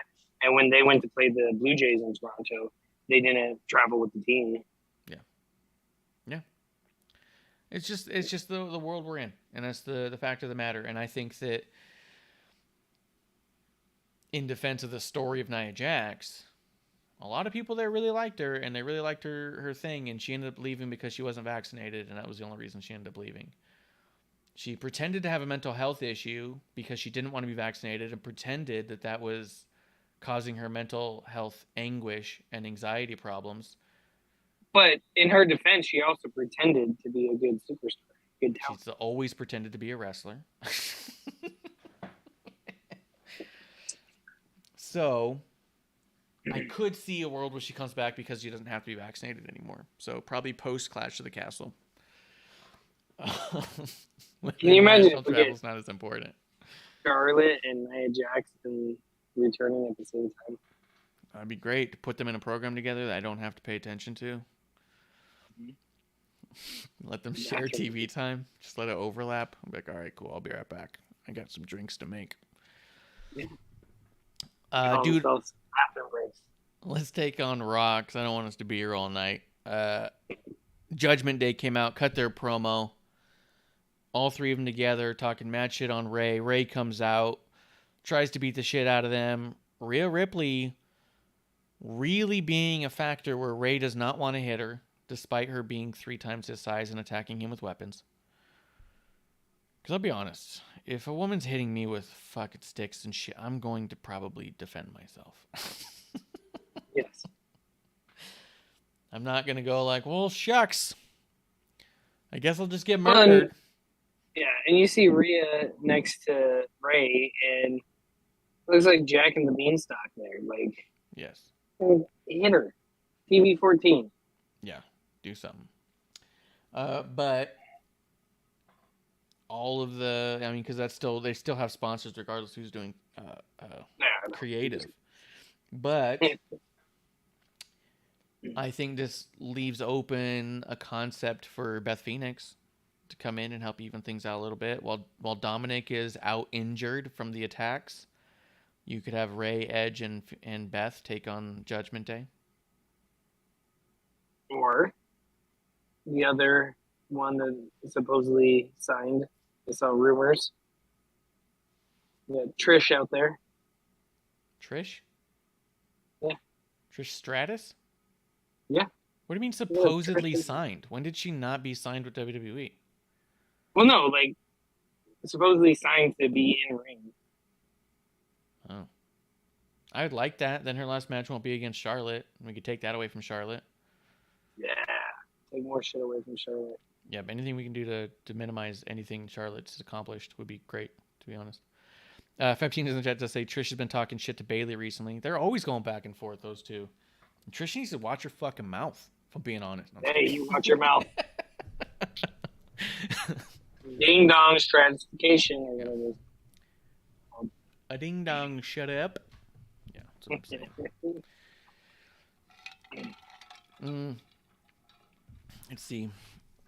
That's a good call, though. You could do Trish, Edge, Ray against Judgment Day, because then, well, I mean, Beth fills the same slot. Because I was about to say that then you have 3 legends against the 3 new up and coming group. Beth is also a legend. I don't want to. Yeah. You know what I mean? But that's when you then turn the script to the timeline, and the Legends timeline's up. And then Karrion Kross joins the well, Karrion Kross can join the Judgment Day, and we could have the Judgment Day timeline. Mm-hmm. Survivor Series against a bunch of legends. Judging time. Yes, it's judgment time. I wonder if there's I'm gonna look up Terminator 2 quotes from Schwarzenegger that they could put on a shirt. Terminator quotes time. How are you gonna find this? He goes, I'll be back is the first one that came up. You're right. 25 iconic. Let's see. I'll be back. The future has not been written. There is no fate, but what we make for ourselves. You could do that. That works. Let's see. I think you need it. Think you need Back to the Future. No, you don't want Back to the Future. It's it's post-apocalyptic. It's not like school dance. You know what I mean? Like, if we find Back to the Future, it's going to be all, like, bang your mom jokes. You know what I mean? Like, we need post-apocalyptic, like, save yourself from the robots. Like John Connor, this is the world now. Logged on, plugged in, all the time. Dude, they made this in the fucking 90s. Yeah. This was pre-iPhone. They have no idea. This is pre-internet. It's pre-internet. Yeah. Let's see. The unknown future rolls toward us. I face it for the first time with a sense of hope. Ooh, this is a good one. Drop dead, you asshole. That's a good quote. This is a nice one, too. These are top 15 quotes. Number 11 is, Jesus, you were going to kill that guy. That's fucking one of your top 10 quotes, top 15 quotes in the show. Okay. All right. Look at the other ones. Ooh. John Connor said this in Terminator, guys. Look it up. All my life, my mother told me the storm was coming. Judgment Day, the beginning of a war between man and machines. That's when you bring in Brian Cage, the Machine, dude. And James Storm. I don't know why, but why not? So Rick Rude. He's the outlaw. Robert Roode can come back. Yeah, we need Robert Roode in the Last Call Outlaw. All right, we're doing it. I'm glad we're staying on topic today. Just I like that it's just us. Yeah. Normally people get in the chat and derail us, and we're just derailing yourself. Yeah, this time we just can't stay fucking focused. Just can't sit on our hands. Just Time says the real queen versus the role model. Book it, WWE. Give me what I want. Give me what I want.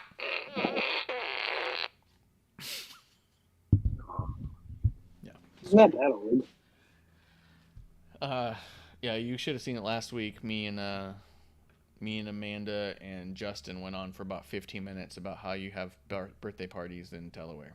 It was a good time. So I'll tell you about it later. Our birthday party? Delaware-based birthday parties, yeah. Let's see. But it was cool. I'm liking it, though. I don't see. This is the thing. This dumb motherfucker, and I keep hearing this, right? So this isn't just this one dumb motherfucker. Everyone keeps saying this. Either Dominic needs to turn on his dad, or they need to move on. No, Dominic doesn't need to turn on his dad. You can also. Here's the thing. I've seen so many people talk about in Fantasy Book how you can do this, because if you bring in a woman to the Dominic or to the Mysterios and Edge faction, now they're outnumbering the heels in Judgment Day, right? But you need a woman to balance the power. So everyone's like, oh, you balance the numbers by having Dom turn on the Ray. It's all about, okay, well, Dom turned. Well, then this is how you get Dom to turn. Well, this is how Dom joins Judgment Day. Or Dom is just injured for that part of the storyline. Kayfabe. He's just out. He's not on it. That also solves that problem. Or you get another Judgment Day member. Yeah, you could also bring in another Judgment Day member, like Cross. Because they talked about it. Well, you don't even need Cross, because Cross is on the top of SmackDown. But Edge, when he was in it, he talked about other members joining. Yeah. And he's talked. I think he didn't even say, "I've talked to a few people and blah blah blah" or something like You know that. who you bring in? T-Bar. Yeah. T-Bar would be sick in that one faction because he's another big fucking dude. Yeah. And then you have tiny little fans surrounded by towers. Be so good, dude. Yeah. He would like the Wizard of Oz, you know. Kinda. But you bring in other people. I don't know if I read it earlier, And, but Justin said that whatever happy pills they were giving Finn before, where he just smiled all the time and was lame, they've been giving to Raquel.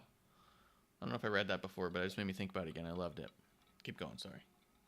I mean, yeah. But I think, they talked about Judgment Day being the underutilized talent, basically. But exactly where Karrion Kross is coming from.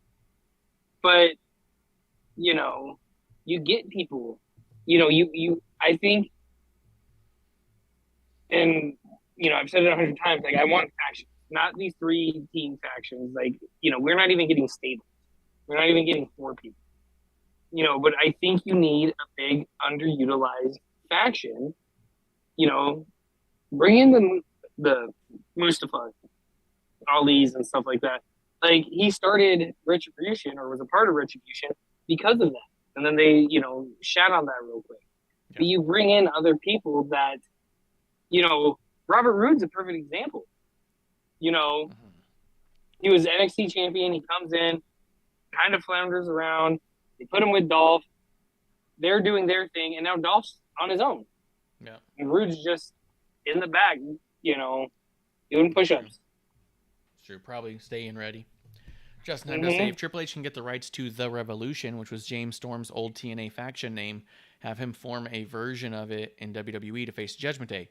Like you said, you could have James, Bobby Roode, Robert Roode.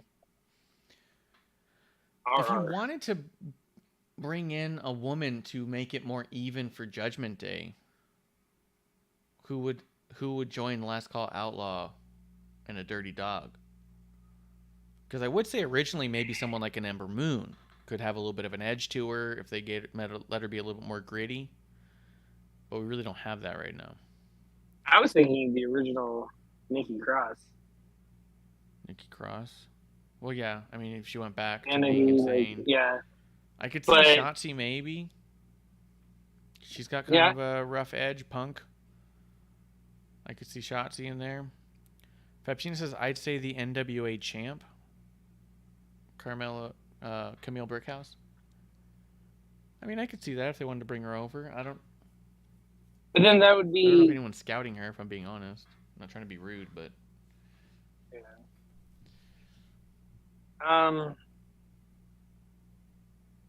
Trying to think of like somebody that was there recently. It was let go for no reason. Someone that can make a big of a splash. Mercedes finally got signed, so it can't be Mercedes. Mia Yim still isn't signed to anyone. Mia Yim would be interesting, but she was a part of Retribution. So, means we know she knows how to be in a team. Yeah.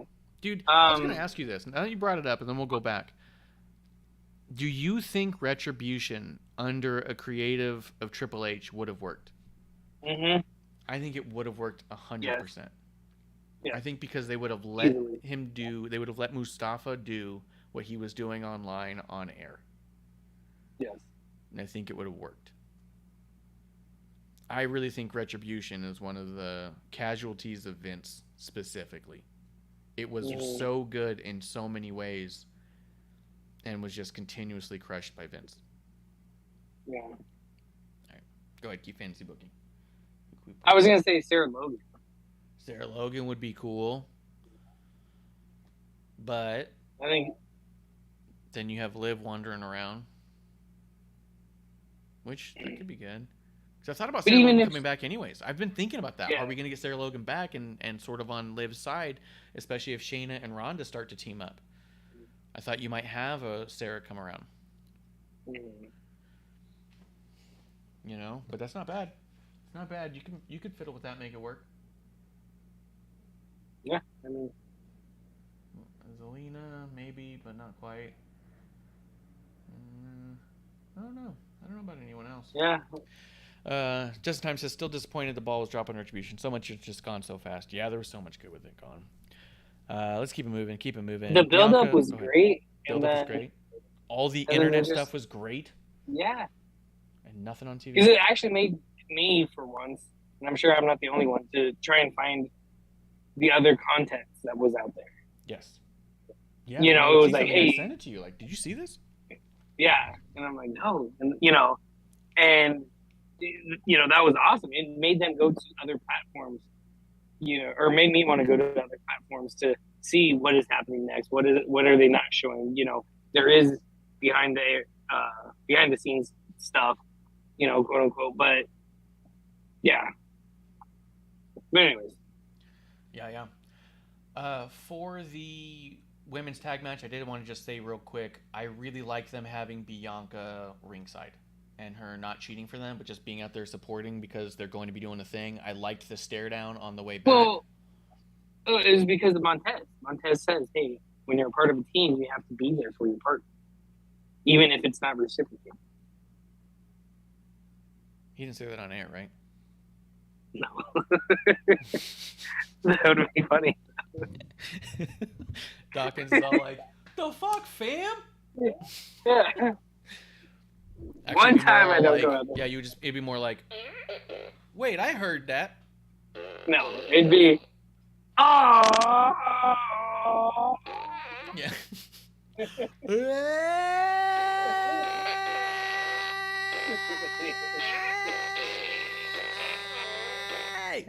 That's my Dawkins impression.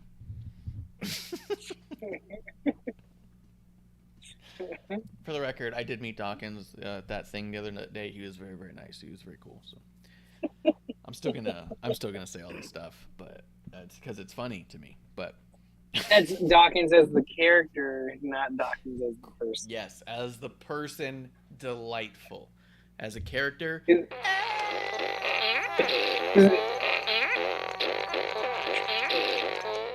sorry. No. Because we said that several times about Drew McIntyre. Like, hey, Yes. him as a person might be a good person. We don't know. I haven't Yes. hung out with him.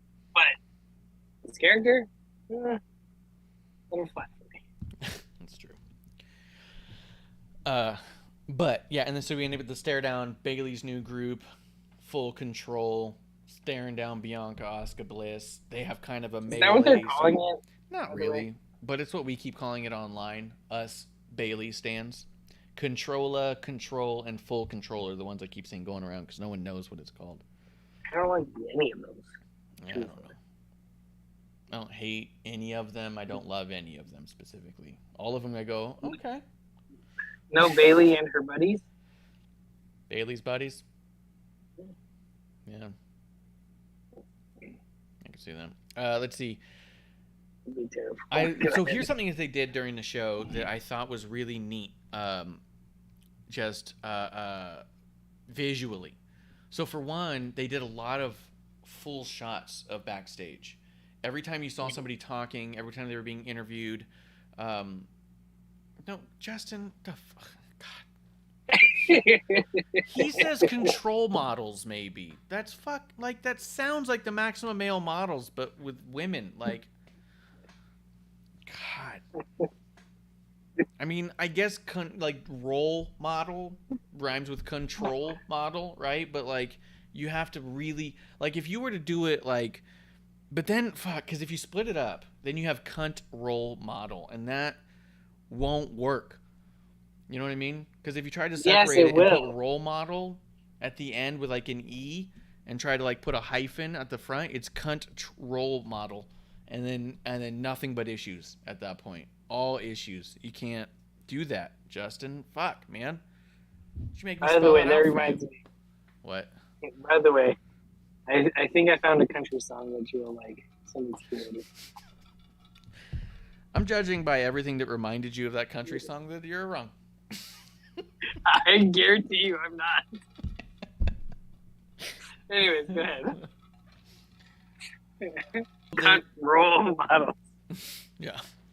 So they were showing all these things, right? All of these backstage segments, and they were all wide view. instead of being right up on their faces like the tip of the guard, it was a full shot, which allowed you to see a little bit of action going on backstage. So if you were keen-eyed, you saw a lot of Dexter Lumis backstage standing in the shadows. We were watching and I kept going like, there he goes! There he goes! It was Waldo, but with Dexter. But see, and that's, that's what I like. Because that was one of the things that used to bother me, is that, especially the backstage, not so much the set, like they normally have, like that modified ring or the ropes. I love that set. Stuff like that. And that's fine. Be close in on them. But when you're in the backstage, because how many times did we see it for years, where somebody who's not supposed to be in the shot turns, looks at the camera, and goes, "Oh fuck, I'm on air," and like runs away. Yep. And it's like, there's a big production going on.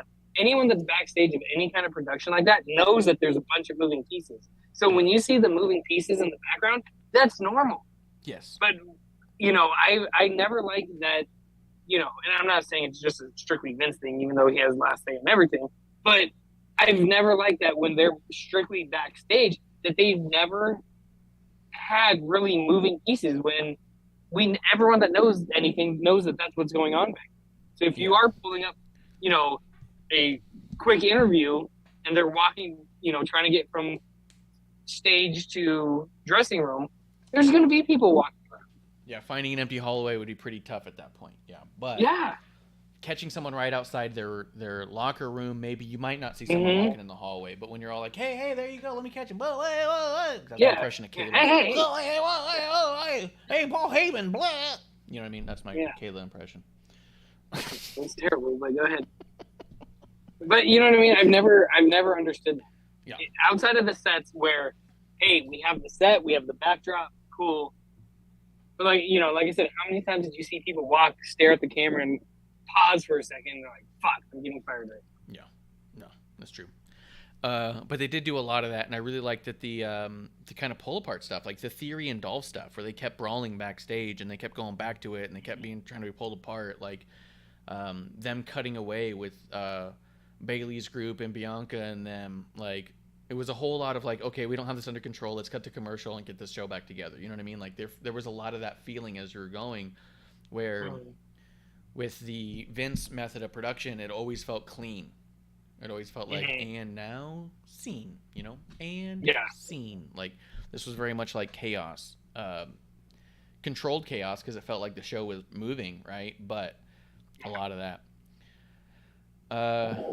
Miz, Ciampa, Ali, Cedric. Just a badass match. That's all. I don't have anything else to say about it than another great match.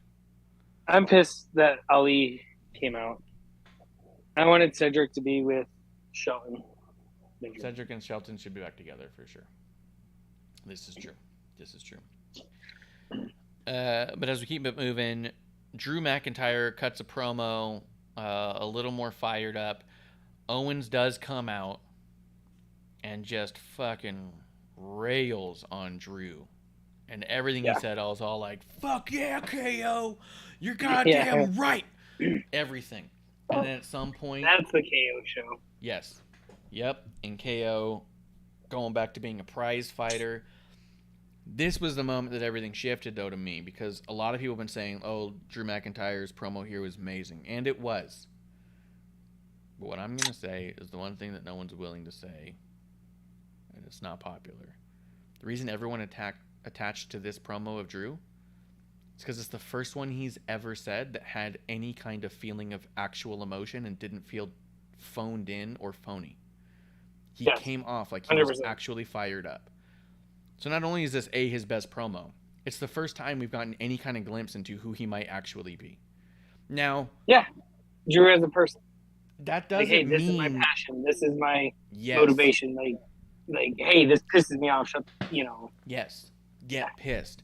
And all the other times he's trying to be playful, he comes off as a dude who's not funny, who thinks he's really funny, and that to me comes off as a dude I don't want to be around when you're just trying to domineer the conversation and kind of overdo it, right? So I felt like this was an awesome showing of Drew feeling like a true Drew, right? Fired up, telling him off. I love that he gets right in his face and says, so don't say that BS to me again. just pissed.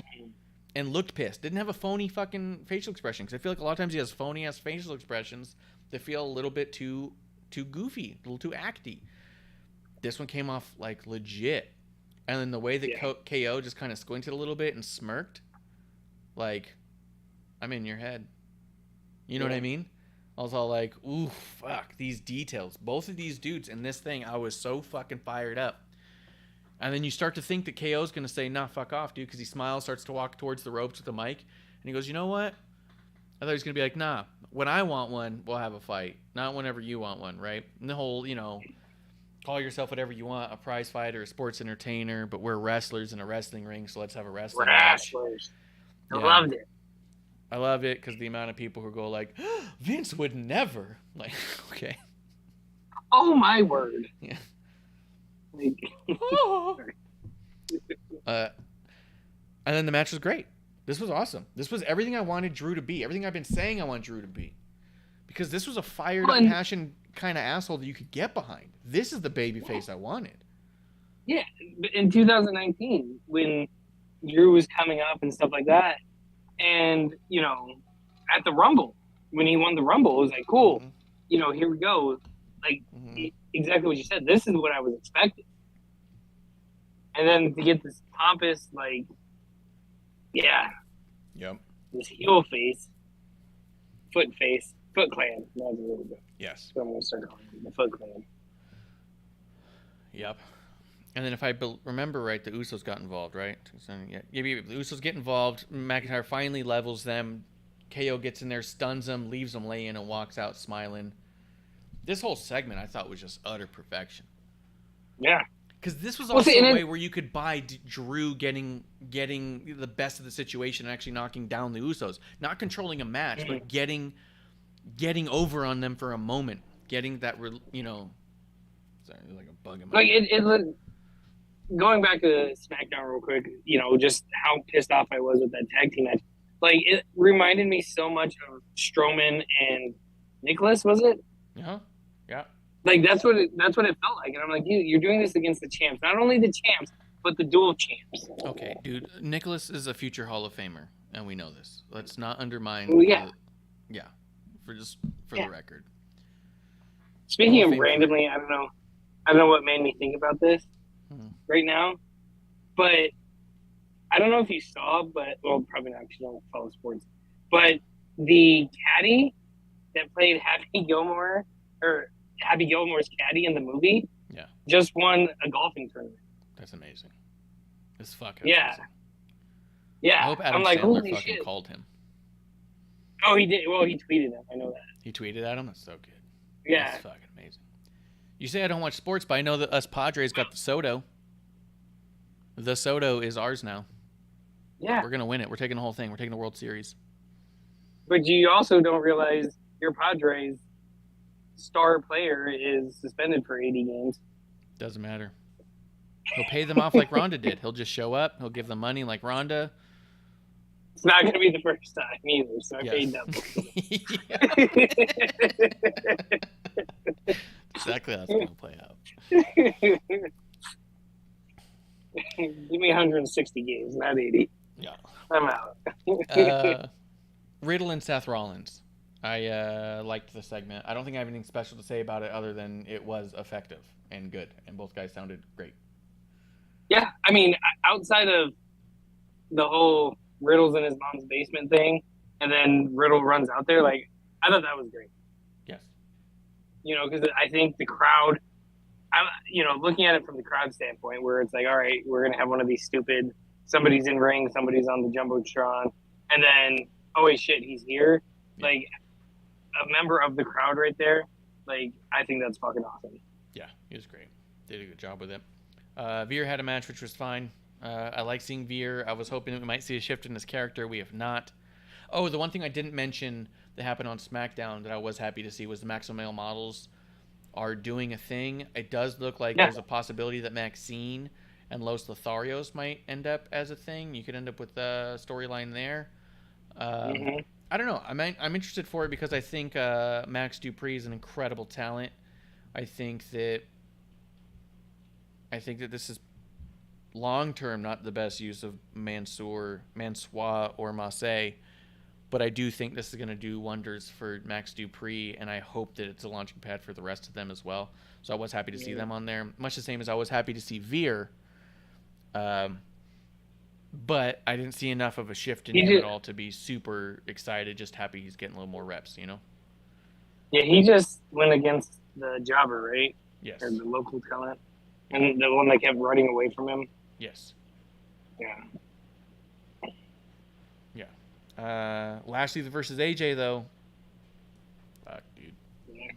This Great. was everything I wanted it to be. WrestleMania caliber match, as they always say. Yeah.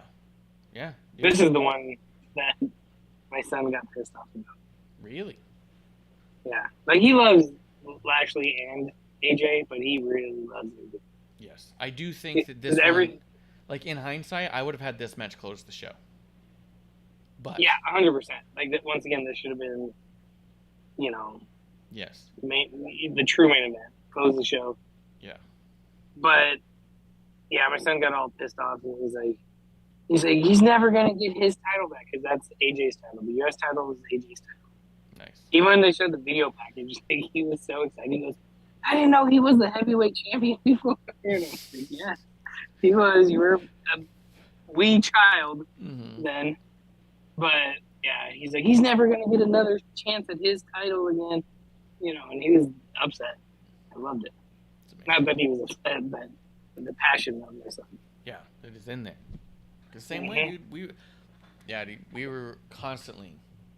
I was bought in for a long time, a lot longer than most people, I think. And so, yeah, there was a whole lot of like, fuck HBK. Yeah. Bret Hart's right about him. Like, it was really like passionate. Fuck USA, we're moving to Canada. Yeah, let's go to Canada. This is also where the Lumis thing takes place, where he comes out and gets tackled and stuff, and I thought that was done fucking wonderfully. And I liked it. It was kind of silent, and it cuts to commercial, comes back, and they're like, I think, so it was Dexter Lumis. And like, don't even give that guy the time of day. Like, just being cut off by Corey.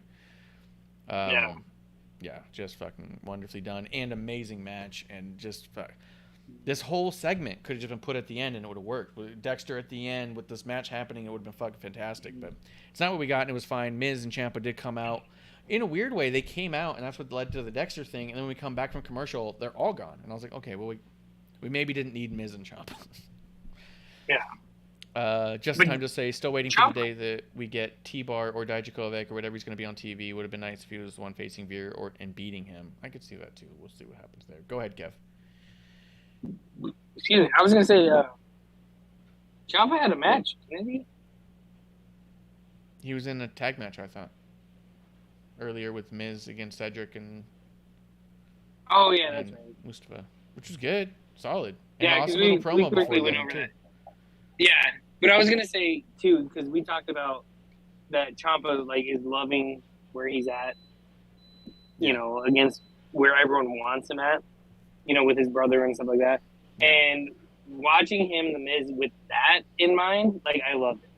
Yes. Yes. Especially when Miz and Ciampa both did the Ciampa clap, like, oh, yes. I started grinning. I was like, fuck yeah. Yeah, that Ciampa's fucking brother or whatever it was he said it was Miz is at home smiling like crazy. Miz is doing my brother's thing. Yeah, you know? So fucking good. Also, the timing of that knee with Mustafa at the end there was just fucking that was incredible. Crazy. Yeah. Just fucking There's two nuts. knees in that match. Yeah. Most people have two knees. But yeah. Well, there should have been 8 knees in that match. There could have been at least 8 knees. Yeah. But there was 2. There was 2. Well, we don't know if Ciampa actually has knees. He might. His ACLs have been. Yeah. He could have robotic knees, and that could be unfair. Yeah. For sure. But yeah, that because there was another one that took like great timing. Oh, it was when Cedric did the handstand. And normally he sees the handstand, you know, jump up into a back elbow, and Ciampa nailed him with the knee on that right when he did the handstand, and that's when the Miz clap happened, or the Ciampa. Yeah, there's been a lot of moments with the new crew coming through that have been a whole lot. Like I feel like the matches have been better too. Yeah. You know what I mean? Oh yeah. I find myself not looking at my phone. I'm actually watching the matches. And I find myself a lot more often just being like, God damn, like, oh shit. Like, we're going to talk about, too, on NXT, Yeah. the Santos versus Tony D'Angelo match opened up with Santos just throwing a chair at D'Angelo's face. Just fucking flat face, just boom. And I'm just watching, all of a sudden, it's just like, boof, oh, fuck. Like, that looked and sounded like it was bad. Like, it was crazy. Mm-hmm. And I feel like that's across the board, not just NXT, but, like, all that. Yeah. Well, a lot of it, too, is just the cameraing. Because a lot of times they're uptight. And I forgot who it was a couple weeks ago that just came out of nowhere. Was it Sami with the Halula kick? Oh, yeah. Oh, no. Was it that or the AJ triple threat? Like on the opening where it was AJ, Ali, and it wasn't Dolph. But anyway, dude, it's the been camera all got matches. yeah. The camera was real tight, and then all of a sudden you almost get like, you know, startled. Where you're like, oh shit, I didn't see that coming. Well, when You know, AJ and- picked Mustafa out of the air and put him into the Oh, thing, that was amazing. it was off camera too. Flash. Yeah. Yeah. It was amazing. Fuck, dude. But there was one I don't know if it's specifically- picking up by the mic, but it is raining so fucking hard over here. It sounds like my walls are about to be pushed in, and as soon as we're Seriously? off, I have to like walk to the mechanic. Like, Dude, there's like nothing but clear skies where I'm at, and we're only like 10 minutes away from each other. yeah, exactly. And it is coming down like hard, like fucking. It's gonna be bad, dude. And I gotta walk there, dude. I'm gonna. I We gotta won't where be it's, like, hot, at least. And yeah, at least I won't get sunburned, probably. Yeah. Let's see. Just Time says 2 weeks ago of Ali being one of the take the Unreal stops. So happy him and Cedric are on TV as a team. Would be nice to see them get some wins. Also, we'd like to see Shelton Benjamin back, please. Yes. And Mojo. That's why I wear my Mojo shirt. I do want Mojo back. God, I want Mojo back so bad. Remember Broken Mojo? Broken Mojo would be cool in I Judgment love Day. Broken Mojo. Brojo? Brojo? Yeah.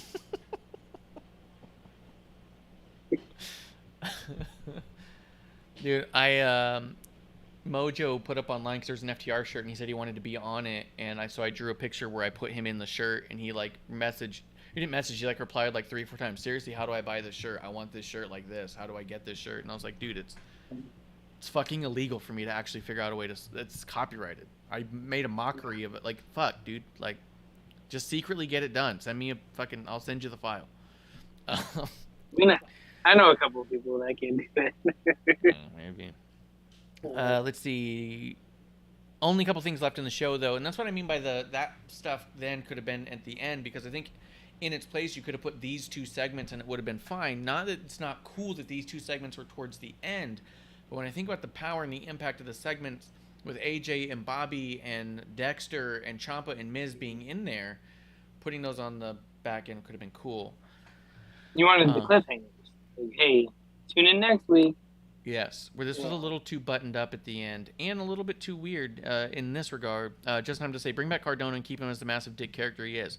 I do think that there is a greater than 50% chance Cardona comes back. I think he's proven himself as a massive entity, and I think he could easily come back and be very, very successful on a second run in WWE.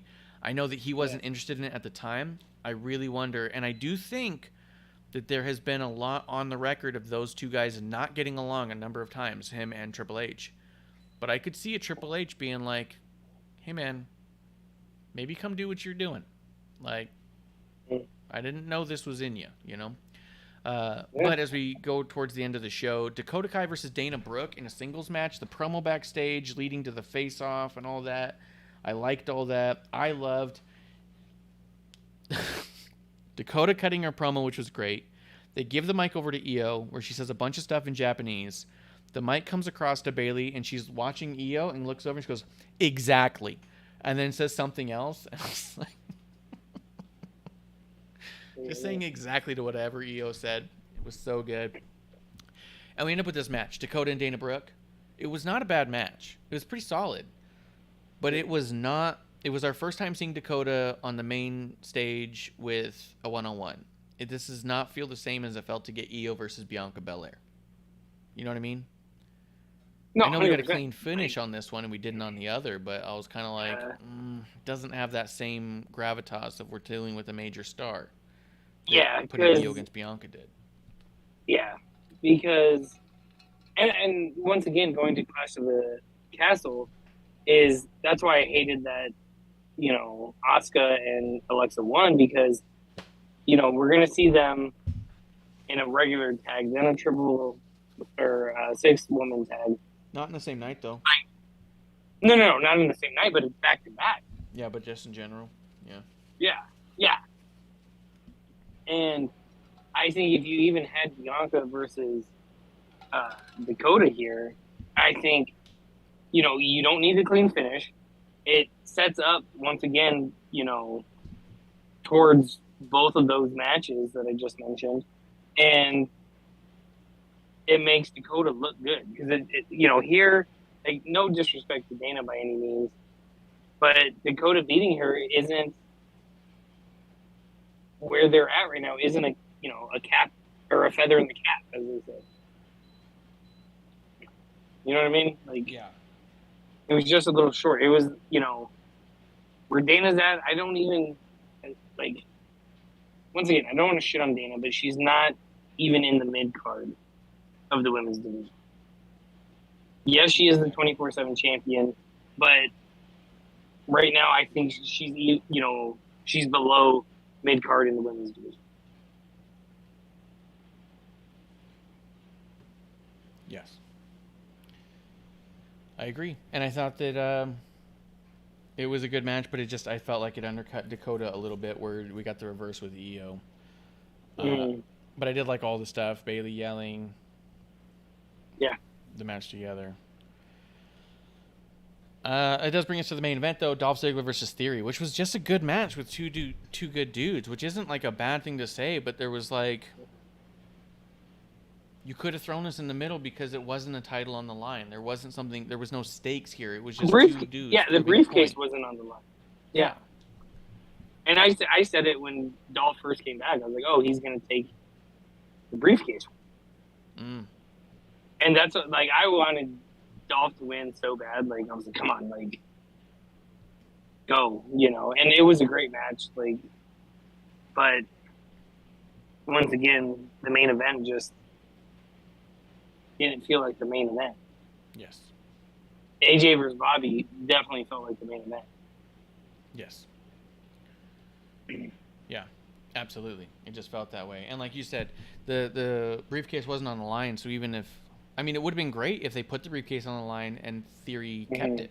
Because every other time they've put it on the line, the person's lost it. And it's always been like, oh, this is how they get rid of getting taken it off. This would have been great for them to like solidify Theory just being like, no, this is mine and I've earned it and there's no getting it off of me. Well, yeah, especially with Dolph. Yeah, especially with Dolph sitting there saying you were given your opportunities and stuff like that. You were handed everything. Like, or Dolph said I wasn't handed, the briefcase and stuff like that. If that happened and, Theory won, cool. Once it's the exact opposite of Liv Morgan, where they would solidify Theory as the Money in the Bank champion. Is that what they call him? Money in the Bank holder, I think. Briefcase holder. Yeah, something like that. Mr. Money in the Bank. Yeah, it would have solidified him as that. And, you put him like, hey, he's worthy of said title. Yes. Yeah, it would have like really doubled down on him. Like, hey, no, this was not a mistake. And we weren't joking. Yeah. And if they would have put it on the line, it would have shut up all of the fucking internet communities just because of it. Yes. If they put the briefcase on the line and Theory held it, because if the internet community, if they would have seen, Dolph is going for the briefcase, they would have been like, oh shit, this is where it comes, where everyone's speculated. Yes. Theory gets pushed to the side, Dolph is gonna take it, and Theory wins. Woo! That would have been awesome. Yes. Justin does bring up a good point, though. He goes, nice to see Theory get a win. Hate the whole you win Money in the Bank, then go on a losing streak thing they do. What? Are you there? I'm not hearing you. I just lost your audio. I don't know if that's my side, though. Let me see if I can double check this. Audio. Oh, here we go. How about now? I'm here. We're good. You're back. Have a drink, everybody. Technical difficulties. Have a drink. I'll drink too. Which is 100% true. They give someone the money in the bank, and then they go on this massive losing streak where really what you should be solidifying is this person is truly main event caliber, champion caliber. It's just somebody who we haven't thought of on that level, or you haven't seen that way, but they are there. You know what I mean? Like, Yes. Yeah. so it was really good in that regard too. I don't have anything else though. I thought it was good. I thought it was a good way to. I thought it was a good show. I thought all the parts were there. I think that I just would have flip flopped those last 2 segments with the AJ Bobby Lashley thing. Just if I were to re. Yeah, and you close Yeah, go ahead. Yeah, and you would close the show out once again with Dexter Lumis. This time, jumping over the barricade. He's getting closer. Especially if he knocked over, Corey and everyone and stuff like that, and that's the way the show ends in chaos like that. Mm-hmm. And even this time instead of Byron whispering, like he's like, "What the fuck is that?" Obviously not saying the fuck part, but what the hell is Dexter Lumis doing here? Yes. And Corey's like, "Don't even mention his name," and then it cuts off. Yeah. Like, oh yeah, I think that would have been better. Yeah. A lot. It'd been great. And again, it wasn't bad as it was. We're just nitpicking. No. Which is also really fun to do to be at a point where we could be super picky of like, instead of being like, this shouldn't be in the show at all, we're just kind of like, I think I would have put it in a different order, but I would have left it all the same. You know what I mean? Like, the amount of times we've talked about stuff where we just been like, I could have done completely without 45 minutes to an hour and a half of this show. You know what I mean? Like, for us to just get to the point where it's all like, it was all perfect. Would I put it in a different order? You know what I mean? Like, how specific can we get? Like, this is awesome. This is fun. It's so fun to watch. And I love watching the people eat crow, as it were, when they're going like, I don't know, Raw's pretty good all of a sudden. But I love it. I love people who hate everything WWE having to start to acknowledge that. Acknowledge logo them. Alone. Yeah, acknowledge them. Let me grab my We the Ones foam figure again. Acknowledge them. Dude, I'm ready for the last call if you are, though. Yeah, I am. Any final thoughts? Grievances? Do you want to call Bishop any horrible names if he's still in the chat? Oh, no, he ignored us a month ago. That's a good point. Yeah, he's like the Dexter Lumis of our show. Keeps trying to I break do. in. Yeah, right. Don't mention his name.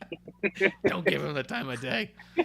Keeps trying to break onto the show. Just like, give me the link. Just give me the fucking link. Send me the link.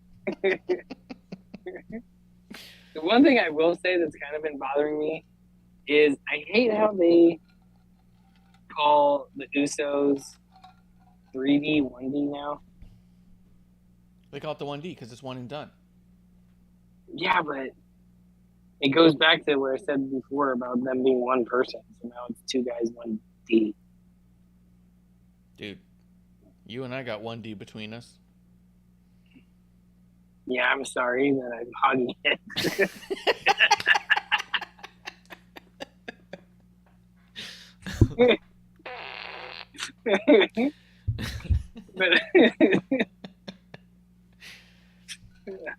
Guys, we'll be back tomorrow night.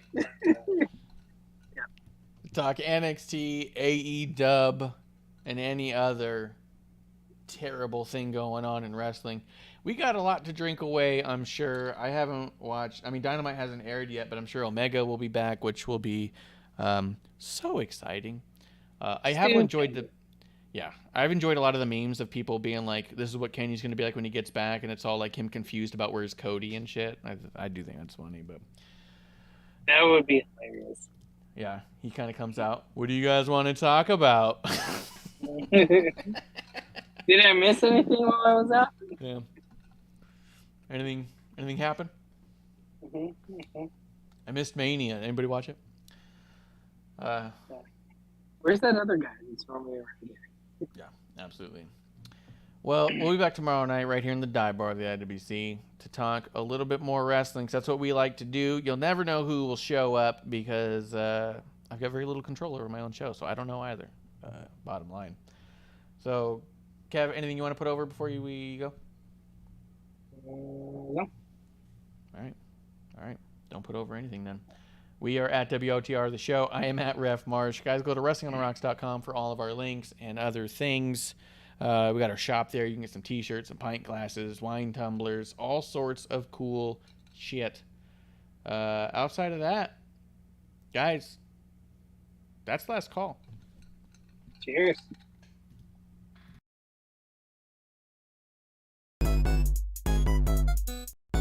Producer Lady here, thanks for tuning in. Continue to support us or buy us a drink by following and putting the I in subscribe on Twitch. Or subscribe and review our podcast on Apple Podcasts or wherever you listen to us. Cheers!